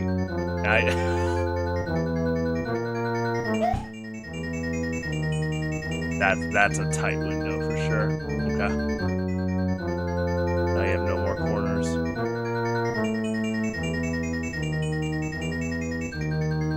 Let's see the max distance. Like right here.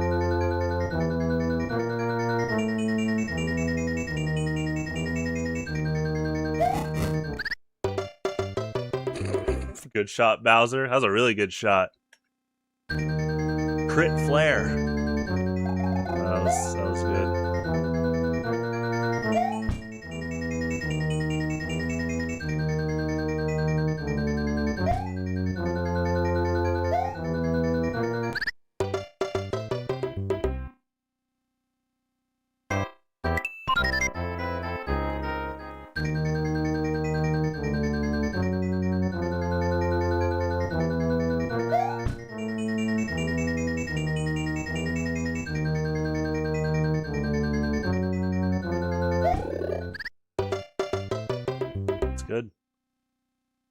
that's a fun way to discover that.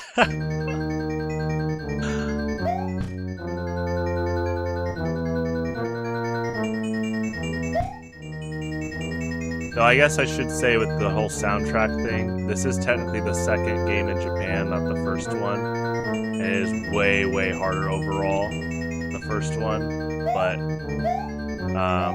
yeah, it maintains the same soundtrack. So I guess technically what you're saying about redundant, I don't think it's redundant, but this is the second game using the first game's soundtrack, and the second game being way more harder overall has you repeating levels more on average. So I don't think they were.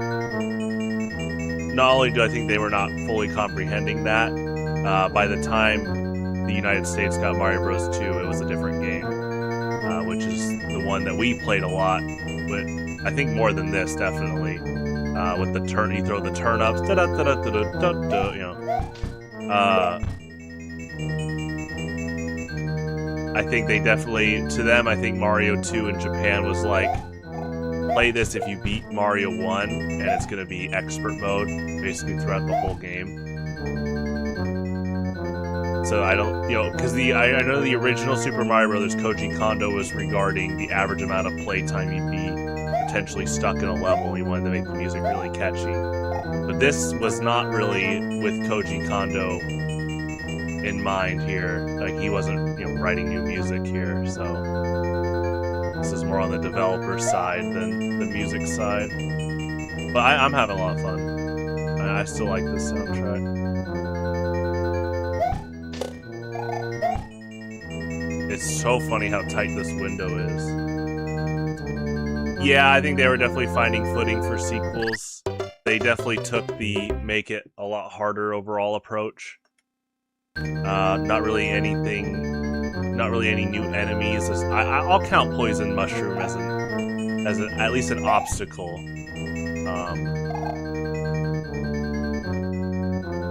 Obviously, brand new level design stuff. The wind is new. There's some new mechanics for sure. Luigi jumping higher, less traction, but it definitely.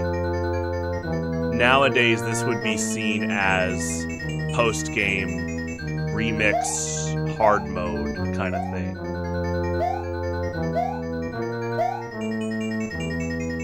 Whereas Super Mario Bros. 2 in the United States, well, yeah, that was such a good call. I love Mario 2, and I like this game too. But yeah, Mario 2 being such a crazy different mix-up in music and gameplay, but it's still a platformer.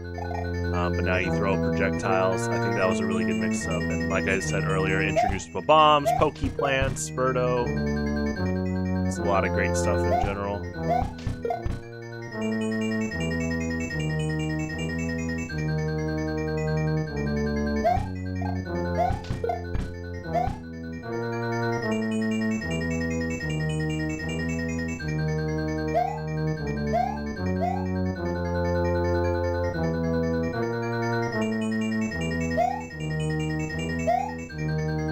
One Buzzy Beetle there. It's so interesting that the second one's gone. I've noticed that a few times with Lakitus, they'll be gone too. When I was replaying Super Mario Bros. 3 earlier this week, I was seeing how much they took note from all 3 past games, which is really cool. I mean, they brought in bombs again. They definitely were taking notes from Mario 2. Bowser's going for those trick shots. He did it again. That was cool.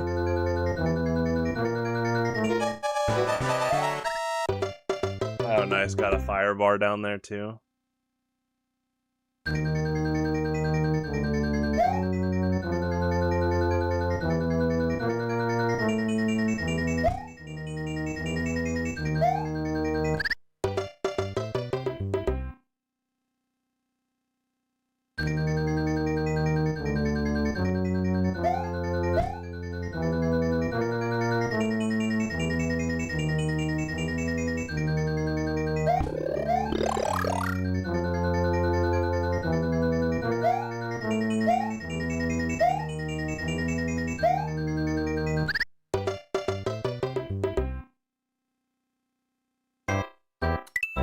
Yeah, Mario 2 with with the turn-ups, I think definitely brought in the item chucking mechanics you see in Super Mario Bros. 3. Pretty cool.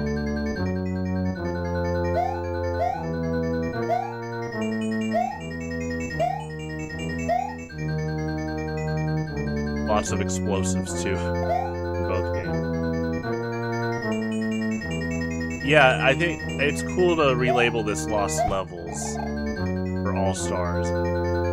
Just in general, they still call it Lost Levels. Obviously in Japan it's different, but outside of Japan it's just this overall gets the Lost Levels label. And I think that's important too, just because, yeah, I mean, if you just were to tackle it going, oh, let me try Super Mario Bros. 2, but if you haven't even beaten 1, yeah, talk about a difficulty spike. But you can try it. I mean, I'm all for taking on challenge in general. But yeah, they really cooked with, you know, remixing Doki Doki Panic and adding in new things to make it a Mario game, which already had a lot of similar things to Mario, including the composer, a lot of the staff behind it. It reminds me of the US. Yeah, I think he's gonna shoot there every time.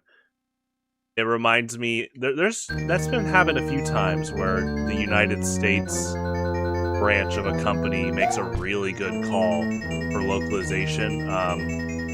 In Yu-Gi-Oh, you know, they had the spell card Monster Reborn, which was like a green Ankh. It looked pretty cool, and they wanted to change it just because it was pretty blunt in its religious symbolism, which nowadays Konami doesn't mind having that in the US, but back then they decided to redesign it completely, and it's this really cool angel chalice-like thing with wings and like feathers on it. It looks really cool. Another example is, I think the Mother series is really good, but whoever in the United States decided to rename Mother 2 to Earthbound, I hope got a big raise, because that is so metal. And it still makes sense, like Earthbound, like with the 8 melodies and psychic powers, tuning into that type of stuff. Really cool. More of their staff than this game? I did not know that. I believe you, though.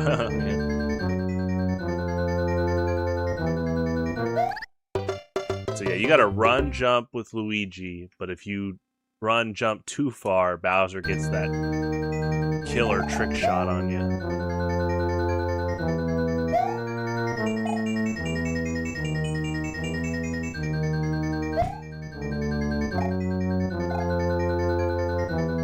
I mean, Yu-Gi-Oh's actually done that quite a few times, where the US localization art of a card turns out to be way better than the Japanese one. Not just, you know, my opinion, there's a lot of people that share like the Monster Reborn stuff. Obviously that's its own discussion of how much can you do creative liberties away from the original intent, but it looks like, yeah, Konami of Japan loves the Monster Reborn design as well, the US one. I mean, they still keep the Japanese one around, but we've definitely seen the US one used a lot as well.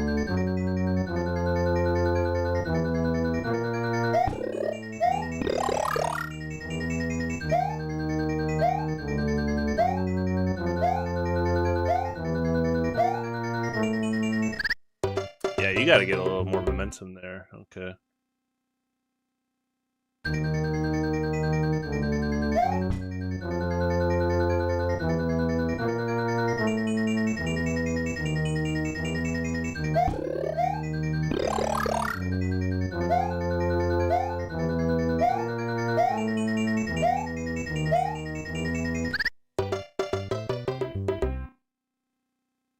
I'm gonna try lower.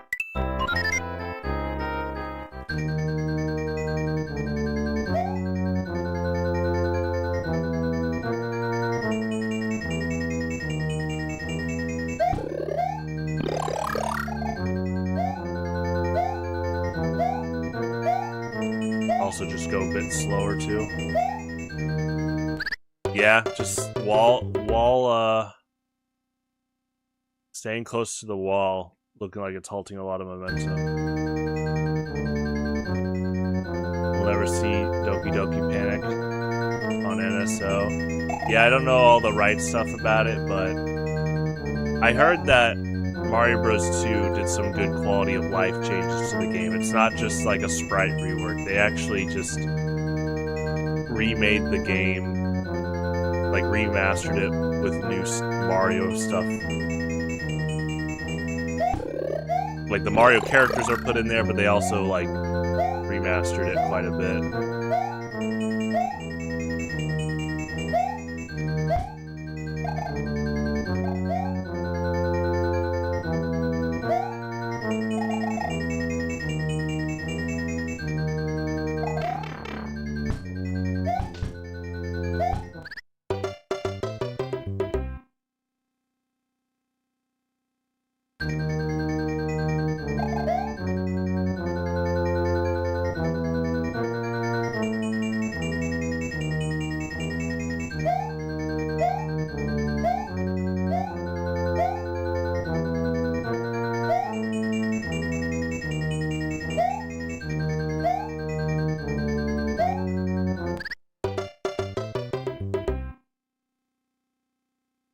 It was a tie-in to a convention. The whole game. Like, Nintendo got paid a lot of money to make it.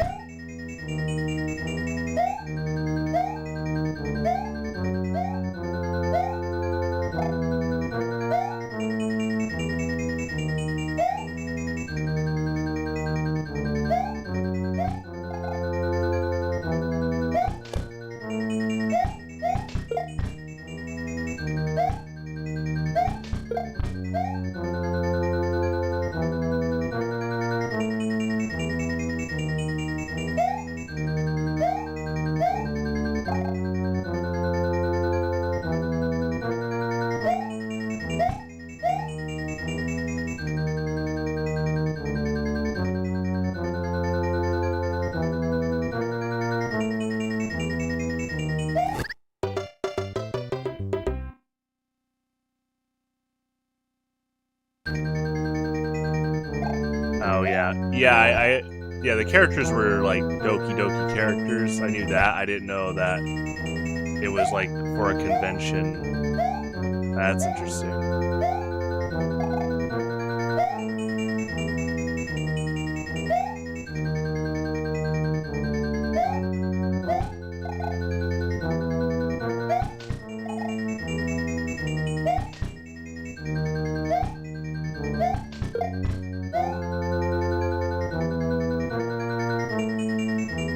Getting the mushroom earlier. It's alright.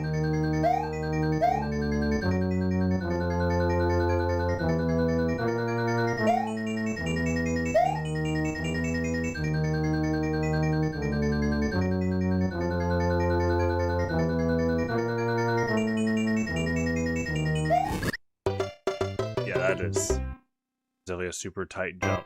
Okay, this is my last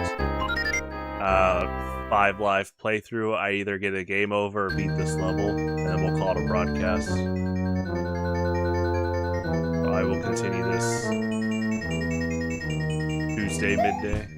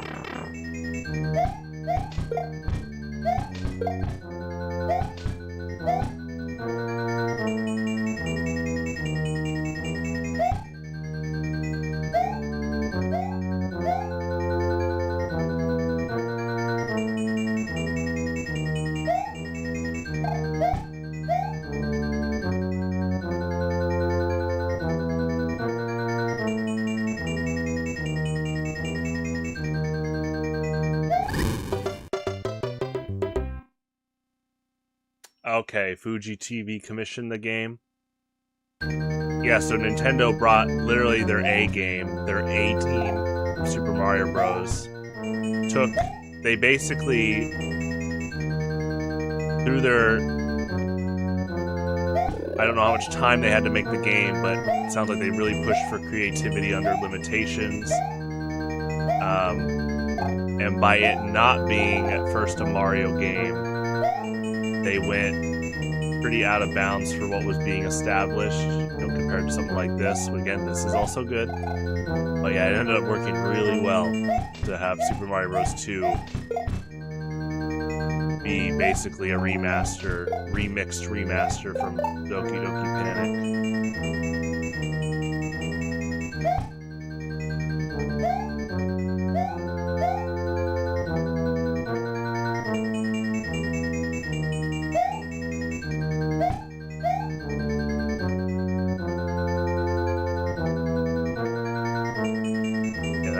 Tight fire bar trap.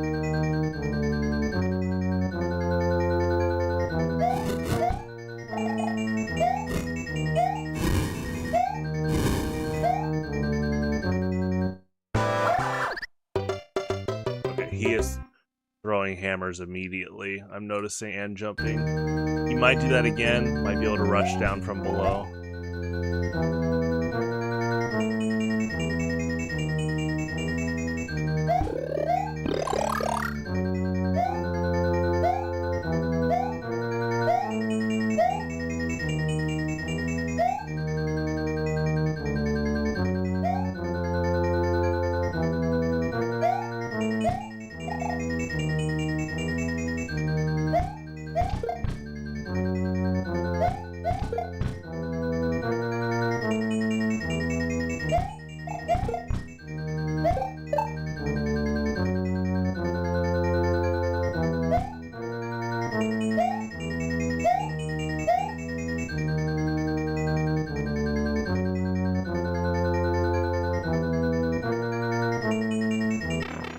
Crouching does not stop that.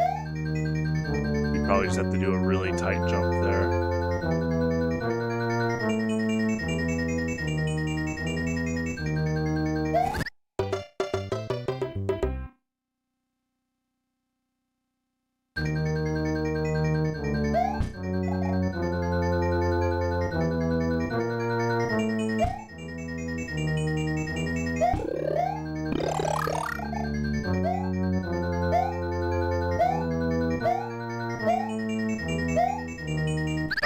I have it. Yeah. Close to the wall there. Be more mindful of dipping low there.